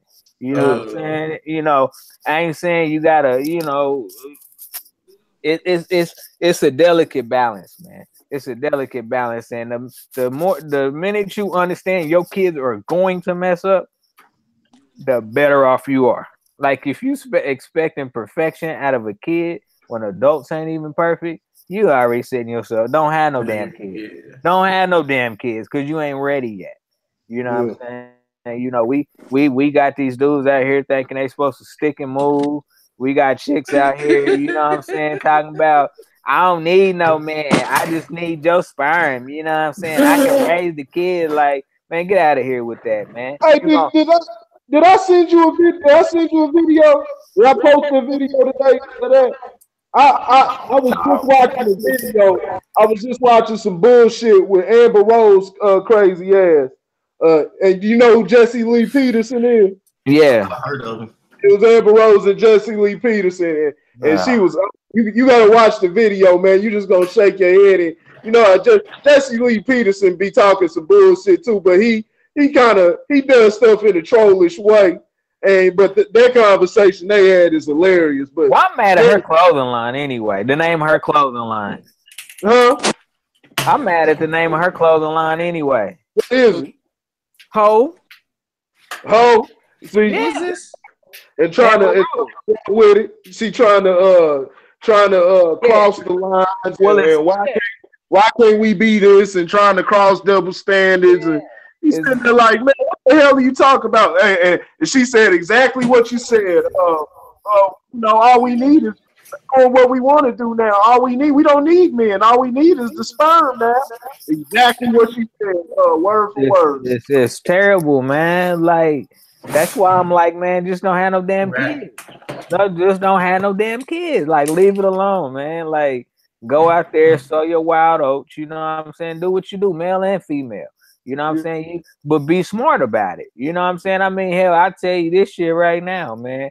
If somebody would have told my black ass, hey, you know, Lauren, if you actually put on a condom, it'll probably prevent 98% of pregnancies, man. Shit. Yeah. I would have been like, okay. You know what I'm saying? Or if you learn that a chick can only really have a baby and like when it's like a dog in heat, you know what I'm saying? Like, there's a window and that's it. Like, man, please, boy, I would have been the poster child for ovulation kits. Like, buy this ovulation kit and save a baby.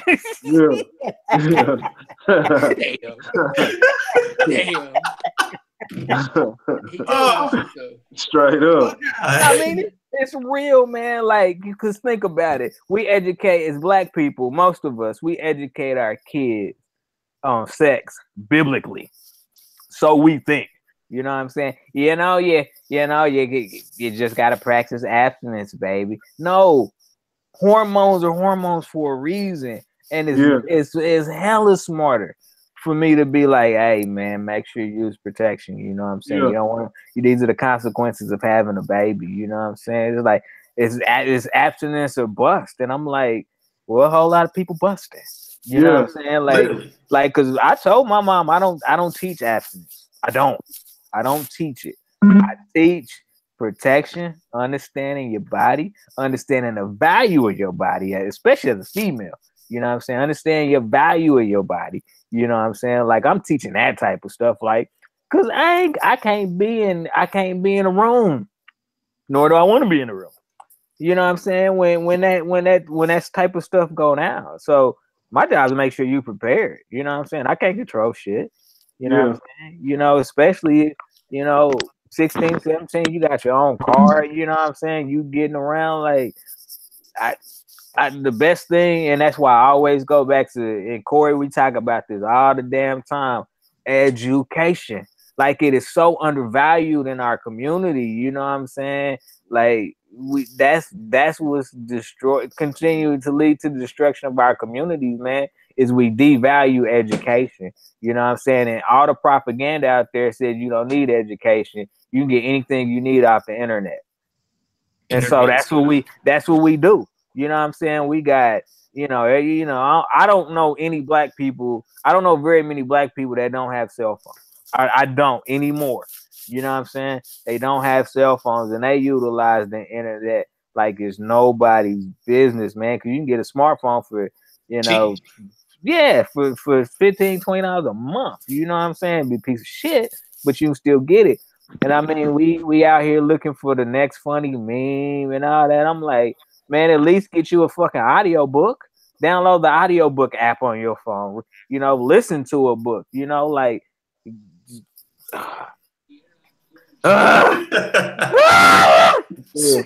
Speaking of audiobooks, I am gonna pick up Jay Prince's audiobook. I'm picking that shit up. I'm picking that shit up. Drake had something that would end up Pusha T's career. Well, you should have put it out. Yeah. I agree. You should have put it out. End his career. Like, I would have loved for Drake to end Pusha T's career. I would have. He said Drake and Kanye's career. But I promise you, he didn't have nothing on Pusha T. Everything has always been on Ye. Like, the whole W freestyle was damn near all about Ye. Yeah. Now look, man. Like, Drake is smart. You know what I'm saying? Drake is really smart as an artist. I would take nothing away from him. But I mean, you see what happens when the rubber meets the road. You know what I'm saying? He's just a popular pop artist, and by pop I mean popular. You know what I'm saying? Like, nothing more, nothing less.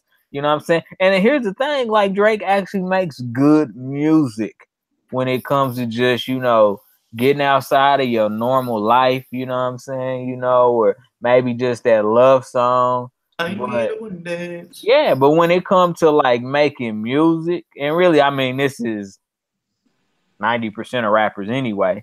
You know what I'm saying? Ain't nobody talking about nothing. I mean, it's this is why our parents and our grandparents get mad. They grew up on James Brown and Sam Cooke, like people that had a message to their music. Now all we want to do, like, now everybody's MC Hammer. Like, all the rappers now are MC Hammer, man. It's just a big party. You know what I'm saying? And Hammer had This Is Why We Pray. I mean, at least he had something. These cats out here, you know what I'm saying? Before he went bankrupt. I pop Molly's with Molly. And her twin sister Holly. Like, get off my. You know what the problem? Is that a real song? No. It sound like a real song. You know what the problem is, though? You know what I'm saying? These guys, it's not even that, because even the guys that made party songs back then, they made a little clean rap, guys like Will Smith and all that. Shout out to Will Smith. Even within their party songs, there was reality in it. They talk about everything that's going on at the party. They'll talk about the smallest thing that happened, like somebody picked a pencil up off the floor. They'll make a rhyme out of that. These guys today, that they don't we basically, man, giving the trolls that be on the internet, we've given them a platform. They've come up now. You know what I'm saying? The trolls and the nerds, the people with no originality to them, because they're basically just mimicking a bunch of lyrics and words that they hear the next man saying. They all saying the same thing. There's nothing significant that pinpoints that it's their life that they're rapping. The same thing that they're rapping is something someone else could rap, and you would never know the difference. You think it's the same person. You can't distinguish a person's life because they're all just mimicking words. So they're just saying a bunch of stuff. There's no heart in anything that these guys are saying nowadays, man. Shaking that ass for cash, man. Who needs a heart these days? Who are you talking about? It's all about savagery. Shaking that ass. No, it was. Hey, it was savage back then, but it was savage back then. You know what I'm saying? Them guys was hitting. Man, this stuff these guys are talking about today, man, any suburban kid could get on a track and rap this bullshit that they talking about. They are. Versus, I was gonna say, what his name? And that's what it is. Yeah, and that's what little fire stick. versus back then, they wouldn't be able to last because these guys were kicking words. They were sad, man. These guys are catching cases just like these, doing stupid shit just like these young niggas today. You know what I'm saying? Out catching murder cases, gun charges, robbery charges. But when they get on that track, you see their logic and, man, how they think, how brilliant they are on the microphone. They start kicking it, man. And it's not just about murder and everything. Like, man, they talking about everything that goes on in their environment. They'll start rapping about they rap themselves, you know what I'm saying? And then if they want to kick into some savage shit, I'll shoot you up. They gonna spit that, and they gonna kick that in a dope way. You know what I'm saying? So yeah, it's a complete difference from what it was now, man. Hey, all week, dog, I've been bumping. Hey, what y'all know about the Children of the Corn, man? Big L, I don't know how long. Children of the Corn, Big L, Cameron, you know what I'm saying? Bloodshed, McGruff. Mace, you know what I'm saying? That was before Bad Boy and Diplomats and all that. Like, that's a classic group. Yeah, you know what I'm saying? This little shoulder shuffle. This is when they was kicking. This is greasy Mace, when Mace is talking greasy on the microphone and, talking that street shit. You know what I'm saying? And they talking not just street shit. It's not just street shit. They talking about Harlem. You know what I'm saying? So, wherever a guy was from, they would talk about what was going on, you know what I'm saying, in their hometown. And, I think that's, you still have rappers that do that. I think you get that out of the Memphis artists, but, it's some of the guys down south and, some of the local guys. But as far as mainstream, man, those guys are talking about just stuff they saw on the internet. These guys rapping like Chicago. Fool be all the way from Florida or something. Wichita, Kansas. Oh, yeah, saying Chicago slang. You know what I'm saying? And look at here. All right, so staying on the rap. Did you guys listen to the Ye album? No, nah, not yet. Now, from all my music people, you know what I'm saying, that I trust, they said it's a good album. I did hear one song on the radio, and I was like, what is, like, it's a song that he got with T.I. That song's not on there. Yeah. Like, it's not on there? No, all literally when he did the whole slavery was a choice thing. Yeah. All them songs he wiped out. He took all them away. He made a whole new album. Well, he ain't take this one out. They played it on the radio, man, and like he's basically it's crazy because like he's talking about, you know, why he connected to Make America Great Again, and all the like the different his thought process behind making that statement.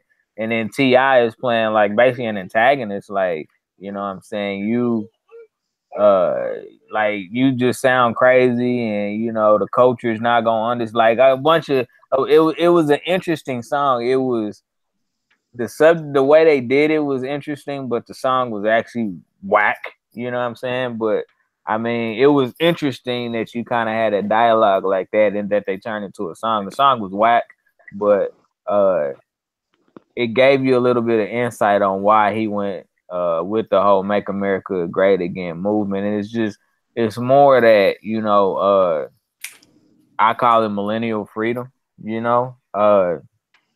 free to do whatever we want to do, and can't nobody change that. We stymie ourselves, for lack of better words, and I don't know. I will listen to the album. I always give Kanye, just because he's a musical genius, I give him the benefit of a doubt, and I will listen to his album. I haven't listened to it yet because honestly, I've been so off of Kanye, I forgot that he was dropping the album. But no, I mean, all things aside, like, I mean, if Kanye never came out with another album and just produced everything, like, I mean, the dude's a musical genius. You know what I'm saying? But I'm pretty sure that this album is probably boo-boo. Nah. Okay, well, the song that you were talking about, it was actually like leaked from, well, it was not leaked, but it was given out to a bunch of different people and they circulated it around. Yeah, because I heard it on XM radio. So. Yeah. So like that song is not on the album. Honestly, my favorite songs on the album is Yikes. Yikes was good. All Mine is good, and Wouldn't Leave was good. Ghost Town was good too. It was cool. You said what, Kelvin? Mistakes or whatever it was called with Charlie Wilson. Yeah, No Mistakes. That was good too. I always like it when he collaborate with Charlie Wilson for some reason. Well, yeah. Those songs are the ones that actually stood out to me and like spoke a lot. And like he was saying something about his daughters. And like, I ain't got no kids, but I was like, damn, he got a point, because he was like, I'm gonna teach my daughters about how these dudes are and how they'll try to manipulate them and stuff like that. I was like, yo, that's real. So he trying to raise them not to be their mama? You can say that. You can definitely say that. He's like, I don't want my girls to be running through all these basketball players and football players and major athletes. Isn't it 7 songs? Isn't it 7 songs to push the joint? Yep. What you think? What you think about these guys releasing these 7-song albums? Did you like Push's album? Push's album was cool. I didn't love it like everybody else, but there was a couple songs that I was like, okay, I'll mess with it. You had guys talking about album of the year. I'm like, pump y'all brakes, dog. Hell no. But it was a cool album, though. It was just an EP. Nah, it's an album. Right, Kanye got this thing he doing, and Pusha talked about it in the interview. He's got this thing where he's doing all the albums that they release are gonna be 7 songs. Right, that's just an EP. That's all it is. He said nah, they're making this an actual LP, actual album. This is how they're pumping them out, because he's saying that's how people want to hear it now. And I think different. I think they're way too short. It's an EP. It sounds like an EP. That's why I said 7 tracks is the EP. Yeah, but that's Kanye's idea. His idea of 7 songs now. Is it a double disc though? No, single. 7 songs. Well, I'm gonna tell you this, man, and this actually started probably about 5 years ago, and you can actually thank your buddy Drake for this. But if you remember, like, when Big and Pac and them was doing their thing, it was the single game was strong. You know what I'm saying? Like, I think about like how many singles they sold back in the day. You know what I'm saying? Imagine with the digital download, how many digital downloads they would have sold. Right. So that's when you release an EP, you know what I'm saying, you can pick certain singles that you want to push. You know what I'm saying? And so that's why a lot of cats are going to that model. You know what I'm saying? Because really, I'm gonna put out these 7 tracks, man, and I'm really only gonna push like 3 or 4 of them. You know what I'm saying? And then I'll give you something a little bit different. You know what I'm saying? You know, that doesn't sound like the rest of the album. Like then that's you got these jumbled up albums that don't follow nothing. It's just a bunch of songs. You know, it's not an actual album. It's just a bunch of songs that somebody put together and said, you know, volume 1. You know what I'm saying? You know, rice cakes and pork and beans. You know what I'm saying? You know, so nah, man, like 7. I mean, I get. I mean, think about it like this. Let me ask you this question. Let's take a 12-track album, right? Let's take an album that got 12 tracks on it, right? How many songs do you actually like? 6. 4. Right. Possibly. So basically, what they say. Talking about today now? Just in general, because today it's like 2. Back in the day, those guys can make a 20-track album, and you'll guaranteed to like at least 17 of them. Hold on. What albums were you listening to? Oh, DMX. Go back to go to Reasonable Doubt. Go to Reasonable Doubt.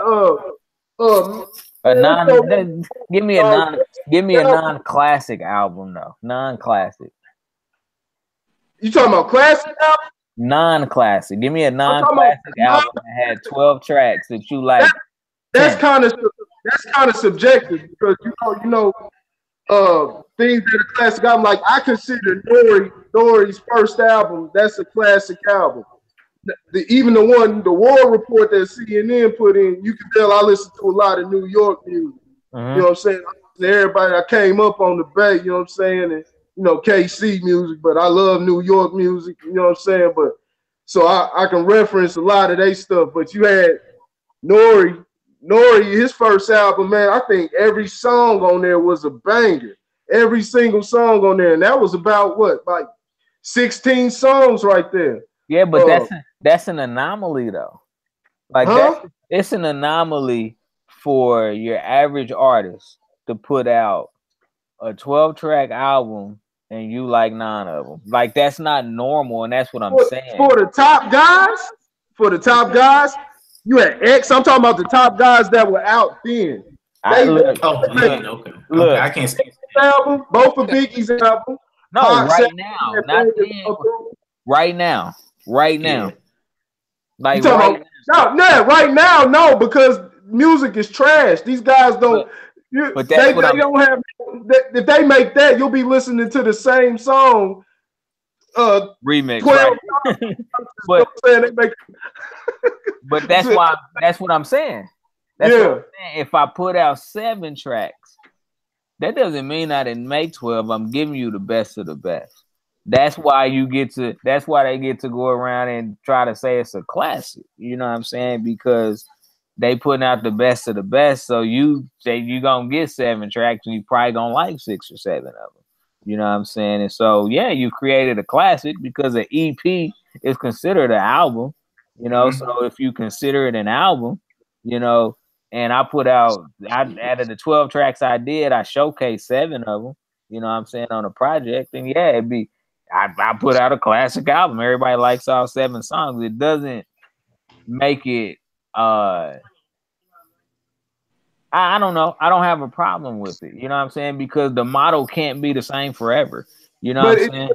But it doesn't let the album play out because some of the greatest albums, when are you going to find time to let the albums, you keep it aggressive, or you may let it build up and then it gets strong and then you mellow it out for maybe like a couple songs and then finish the album on an aggressive note.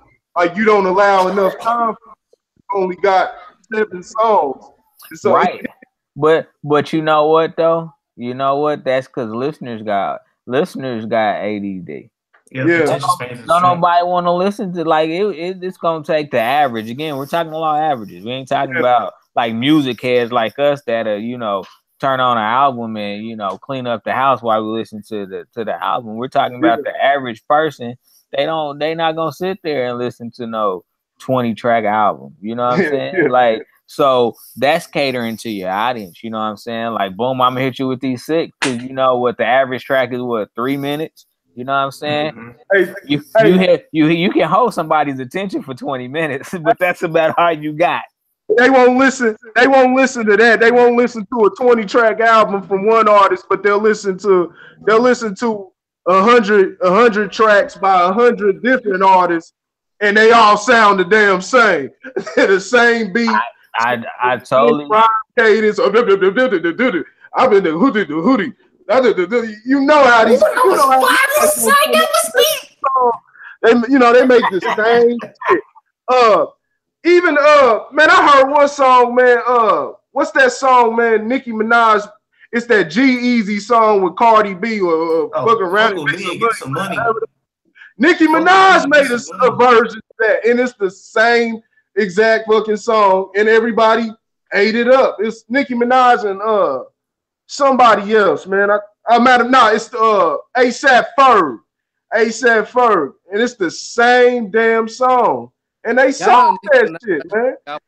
You said what, Kelvin? I think he froze. He got a gospel full song. Snoop. Yeah, I'm done with Snoop. No Snoop. What you say? Snoop you said Nicki Minaj. Snoop got a platinum gospel album. Oh, you said Snoop? Yeah, a platinum gospel album. Yeah. Yeah. Oh, praise to the Crip side. Yeah, that's left side. Snoop legend. Oh yeah, that's facts. Yeah. Yeah. He slept on too. Snoop had cuts, dog. Snoop had cuts, but they just look at him. They see Snoop Dogg come to space on everything, but kind of like they do Cube. But Snoop and Cube had, man, they had classics. They albums, shit, man. Them is artists right there, man. They don't make them like that no more. Snoop just trying other things out now, Yeah. All right. So before we leave out of the hot topics, I just want to say Kid Cudi's and Kanye West albums comes out tomorrow or tonight around 12 o'clock. Yeah, Kid Cudi and Kanye. It's called Ghost. Comes out tonight or tomorrow. Oh man, interesting. Yeah. Forgot about Kid. And I also want to give a quick shout out to Will Smith. He came out with a couple of songs that actually, hey, Will Smith and the Fresh Prince finally did the fusion dance, and that they finally did it perfectly. And now them niggas, hey, Will, I like it, bro. That was for the reunion, man. You said that's for the reunion? Yeah, DJ Jazzy Jeff was on his, I think, a 25-year reunion tour. A word? Yeah, that's what that's about. You know what I'm saying? Mm-hmm. Hey, now you talk about a slept on DJ, Corey. That's you facts. Agree with me? That is definitely facts. Hey, actual DJ. You know what I'm saying? DJ. Yeah, not Khaled. Oh, DJ Khaled. We the best. Who we? All right.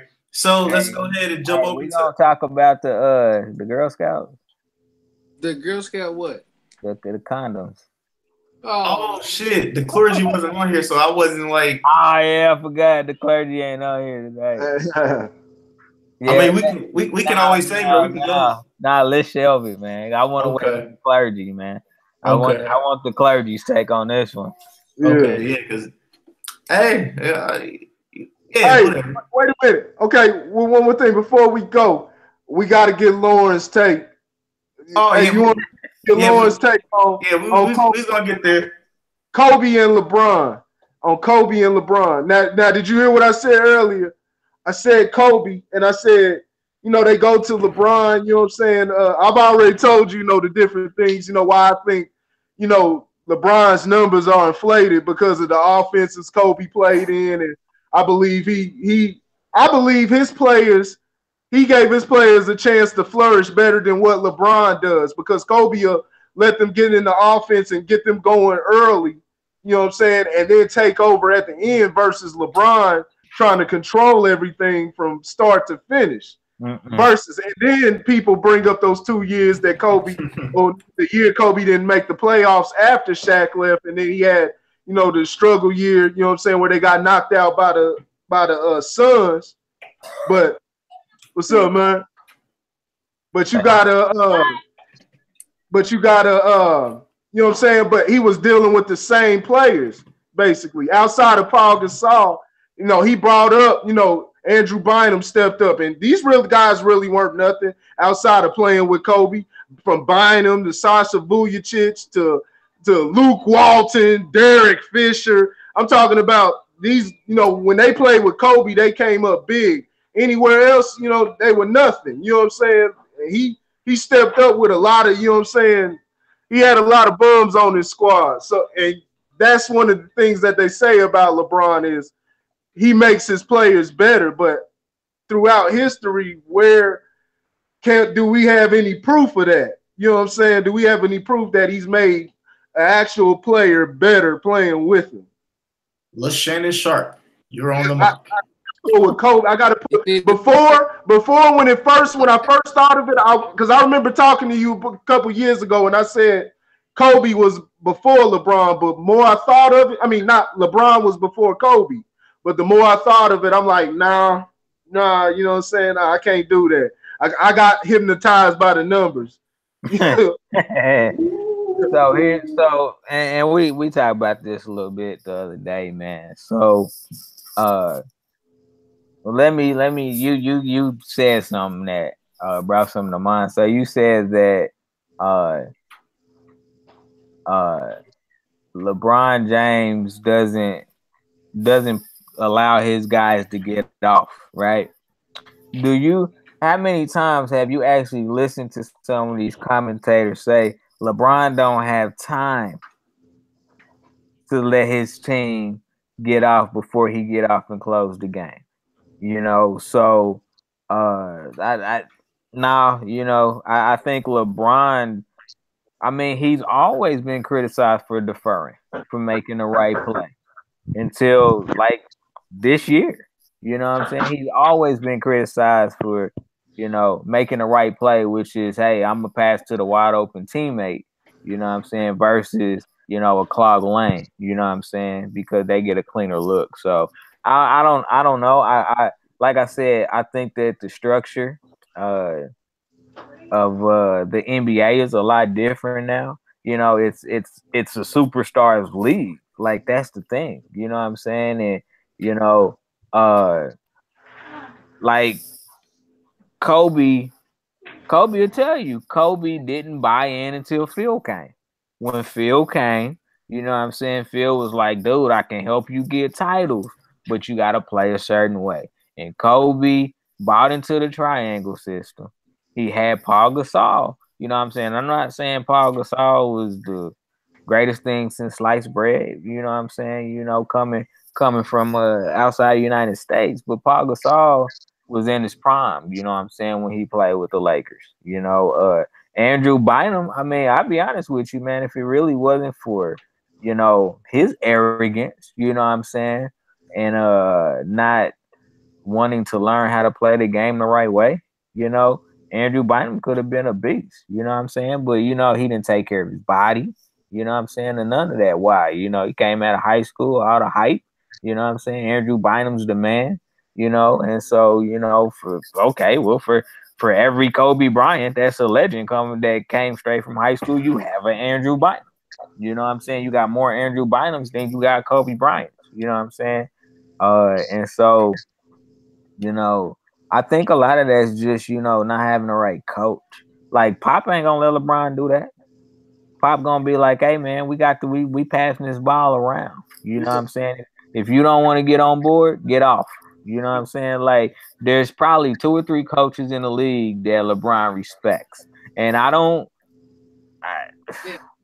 it's hard for me to say, you know what I'm saying, LeBron doesn't make his teammates better. Hey, what's up, man? It's hard for me to say that. You know what I'm saying? It's really, really challenging for me to say that LeBron doesn't make his teammates better. I mean, you would have never heard of Boobie Gibson had he played with LeBron. But what did Boobie Gibson really do other than stand in the corner where most of LeBron teammates do, stand in the corner and shoot threes? You know, wait on him to, you know, penetrate, because he brings that threat, the penetration threat, because he's, you know, once he gets in there, he's gonna score. He's almost guaranteed to score. Right. But that's the thing, getting in there, and then if he can't find nothing, he's gonna hurry up and try to kick something out, and then if they can't shoot, they're gonna try to, you know, do something, drive in, kick it out, and it's just kind of, at times it looks like a mess. I mean, and then even at the same time, I think LeBron doesn't open up the offense at times, because you can kind of sag off, and I think I know he gets points off of, you know, the way the defense kind of sags off on him on that 3-point line, because Kobe never got that respect. He got that respect. Let me say it the other way. He did get that respect. They would play him on the 3-point line because Kobe will fire on your ass. You know what I'm saying? Versus, you know, LeBron kind of dribbles out there and then he's like, nah, I can't get there, so let me take an open shot. And they'll live with it. They kind of live with it versus, you know, Kobe, you know, he opens up the offense. They know, you know, he can drive it in, but, you know, you can't just leave him out there, because if he does, he's going to swat. He's going to heat up on you. I don't think that's no different than LeBron now. I don't think that's any different than LeBron now. What you mean? I mean, LeBron will pull up on you. He'll shoot a pull-up three on you and make it. I'm talking about with them respecting the three. With them respecting the three. Go ask Jason Tatum that. Go ask Jason Tatum that. Jason Tatum was actually trying to guard him, and LeBron just stepped back on him. I mean, you know, we know defenses are not, you know, they don't let you play defense as tough as, you know, they used to until you get into the playoffs. You know what I'm saying? We understand that, we know that. But here's the thing, man, you can't be mad at LeBron because they changed the way the game is played. No, you know no. I mean? You talk about corner standing, you shooter standing in the corners. Houston did that. They let Harden drive and kick. You know what I'm saying? If you look at Golden State, you know, you got Draymond. You know what I'm saying? They set screens for each other. You know what I'm saying? One drive and kick. You know what I'm saying? So the 3-pointer has changed the game of basketball, man. The 3-pointer has changed the game of basketball. You know, I mean, Jordan would have had to learn how to shoot more threes. If Jordan was playing in the league right now, Jordan would have actually had to learn how to aggressively take more threes. Now, I'm gonna be honest with you, man. I like Kobe as a basketball player. You know what I'm saying? I like him better now that he's retired. But I mean, Kobe can play ball. You know what I'm saying? I take nothing away from Kobe at all. You know, but put LeBron James with a coach that says you're gonna respect me, and I'm gonna teach you how to play the game of basketball to make you the ultimate winner. And I do. I think that LeBron, like I told you the other day, LeBron averages 5 or 6 turnovers a game. He don't want a coach. Who? He doesn't want a coach. He don't want a coach. Look, it ain't. Look, Jordan didn't want a coach. Phil just got in his head. Jordan didn't want a coach. Phil got in his head. Kobe didn't want a coach. He was like, Coach can go and Shaq can too. So they didn't want coaches either. It just took that right coach to say, I'm not going to back down. Hey, but Kobe came to his senses though. Send LeBron James to Boston. Send LeBron James to Boston, and I guarantee you Brad Stevens will make him somewhat of a different player. He at the very least make him more efficient. You know what I'm saying? Like, I'm telling you, man, like, he might have a point. It's the coach, man. I mean, you know, think about this. Think about this. He'll be a better Al Horford. That's what he'll turn into.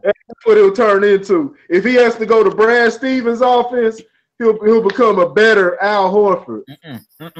Because Brad Stevens knows how to coach to his players' strengths. So if you telling me, I guarantee you right now, if somebody said, I guarantee you right now, Brad Stevens, if somebody's like, hey, Brad, you want the chance to coach LeBron?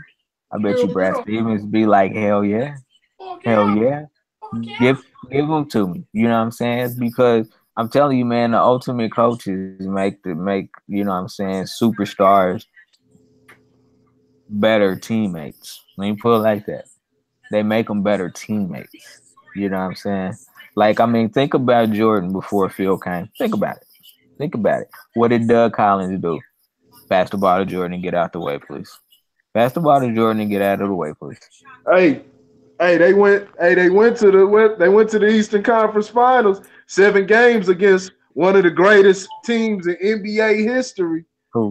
I mean, Detroit? You know, he just happened to come up short. You know what I'm saying? Who? The Detroit Pistons of that time, that's one of the top 5 greatest teams ever put together. Right, but I mean, let's be honest, man. It took Phil coming to Chicago. Actually, Phil was already there. He's an assistant coach, but it took Phil imposing his philosophy on Jordan, you know, and on Pip too. You know what I'm saying? I'm sure he got in Pip's head and was like, Pip, man, you got to be a little bit tougher, man. I want you to play what modern day players do. Pip was guarding 1 to 4, sometimes the 5, back in the 90s. You know what I'm saying? Which is what these players is doing. What some of these players can do now. You know, they 6'6", 6'7", you know what I'm saying, with almost 7-foot wingspan. So they quick enough to be on the perimeter, but they tall enough to go into the paint. You know what I'm saying? Like, that was Scotty. You know what I'm saying? And like I said, man, like I take nothing away from Kobe. Kobe is the second greatest shooting guard ever to play the game of basketball. Kobe is the second greatest shooting guard ever to play the game of basketball. But if you talk about the Mount Rushmore basketball, it's Michael. And when his career is over, it's going to be LeBron. That ain't going to be, there's no argument. All right, so we'll end off on that. All right. Hey, one more thing. Only because of Colorado. That's why.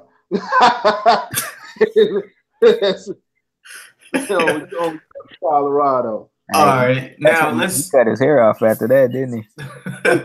Let's get it off your chest. You know how we guys do it. Good, bad, or indifferent. Get it off your chest. Who wants to go first? Kelvin. Huh? Get it off your chest. I ain't ready. Time to get off your chest. What you on 2K? You said you're not ready yet. Is that what you said? I'm confused. Yeah. Okay. Well, Corey, you want to go? On there balling. Shoot, man. I can't think of nothing off top. Shoot. I can't think of nothing off top, man.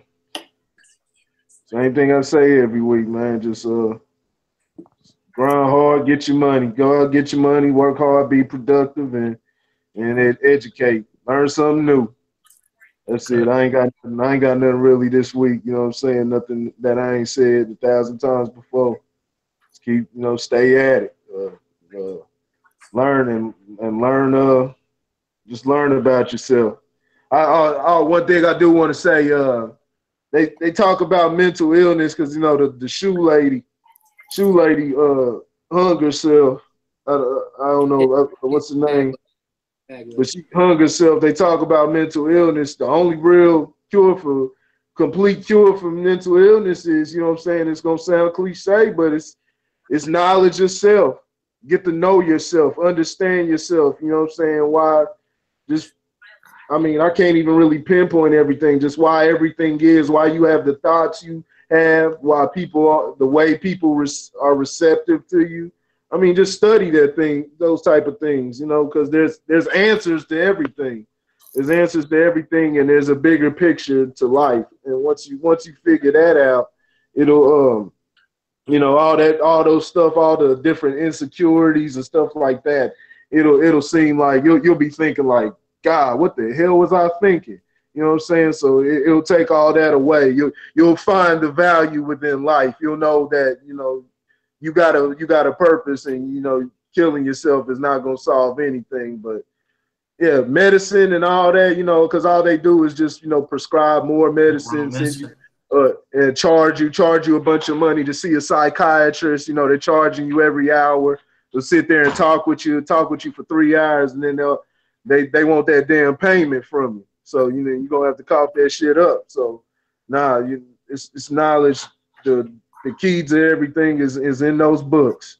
Read. And I'm not talking about a goddamn Zane book and sex books and shit. I'm talking about actual education, historical books. You know, we're not sitting there reading comics and shit like that. You know, we read education and his history, you know, and just learn about psychology, learn about yourself.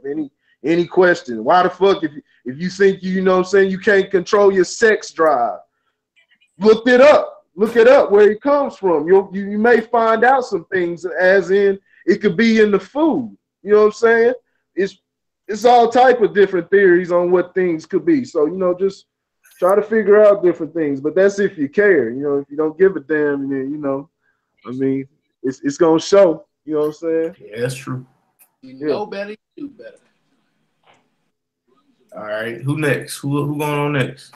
I'll go next, man. I'm gonna have a soft dad moment. Man. So, nah, man. I want to publicly commend my children, man. Like, you know, me and my wife, we push our kids hard. We keep them heavily involved. You know what I'm saying? You know, to keep them out of trouble and to give them different experiences. And you know, I just want to publicly commend them for always giving 110%. You know what I'm saying? And striving for perfection. You know, my kids are competitive like we are, and so, you know, they don't like losing, and when they do, you know, they just get in that practice room, man, and they just keep going until they get it right, man. So, you know, if the children of the future, man, I'm trying to raise them right, man. So big ups to the youngins, man. Big ups to the future. Big ups to the future. At least we have some brightness in the future. But a lot of this shit ain't looking too bright. I do say so myself. Kelvin, you got for us? My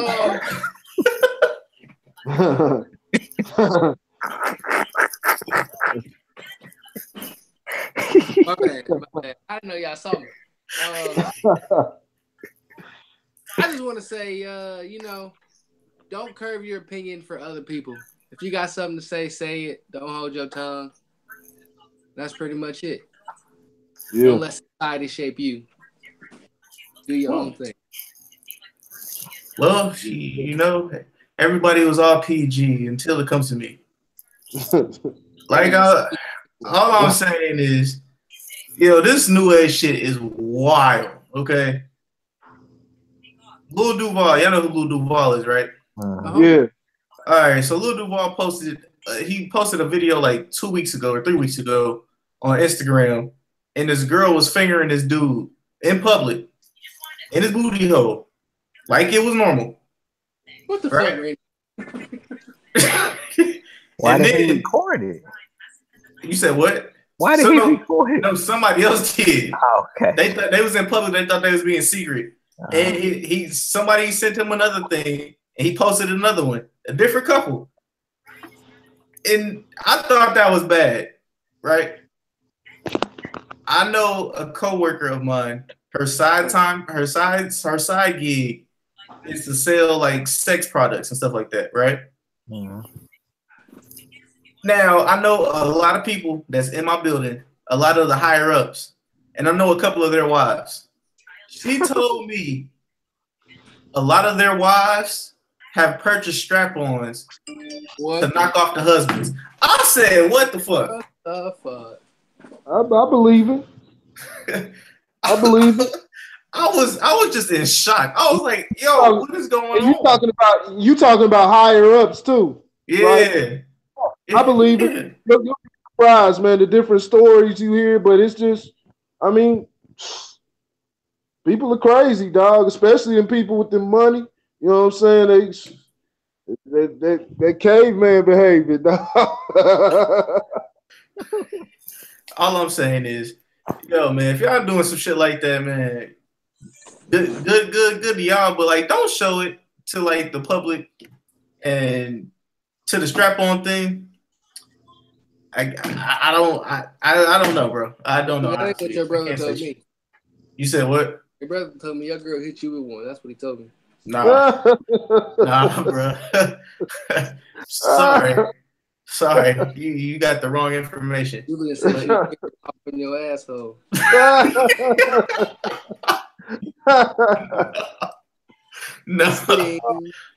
No. But yeah, man. If y'all ain't got anything else, well, plug something real quick. Yeah, on today's episode of Why I Got My Pink Slip, you out and about.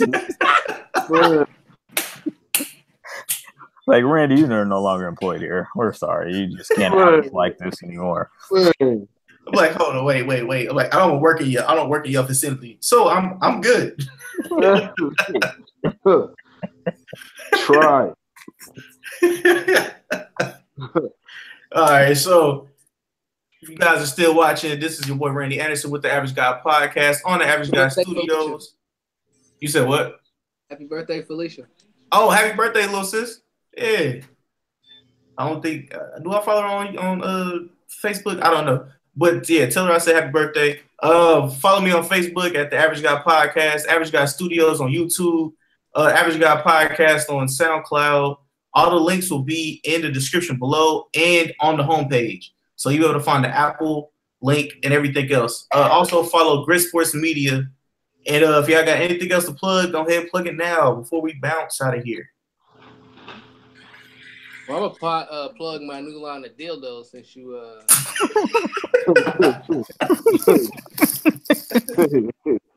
Hell no. BigBlackMeat.com.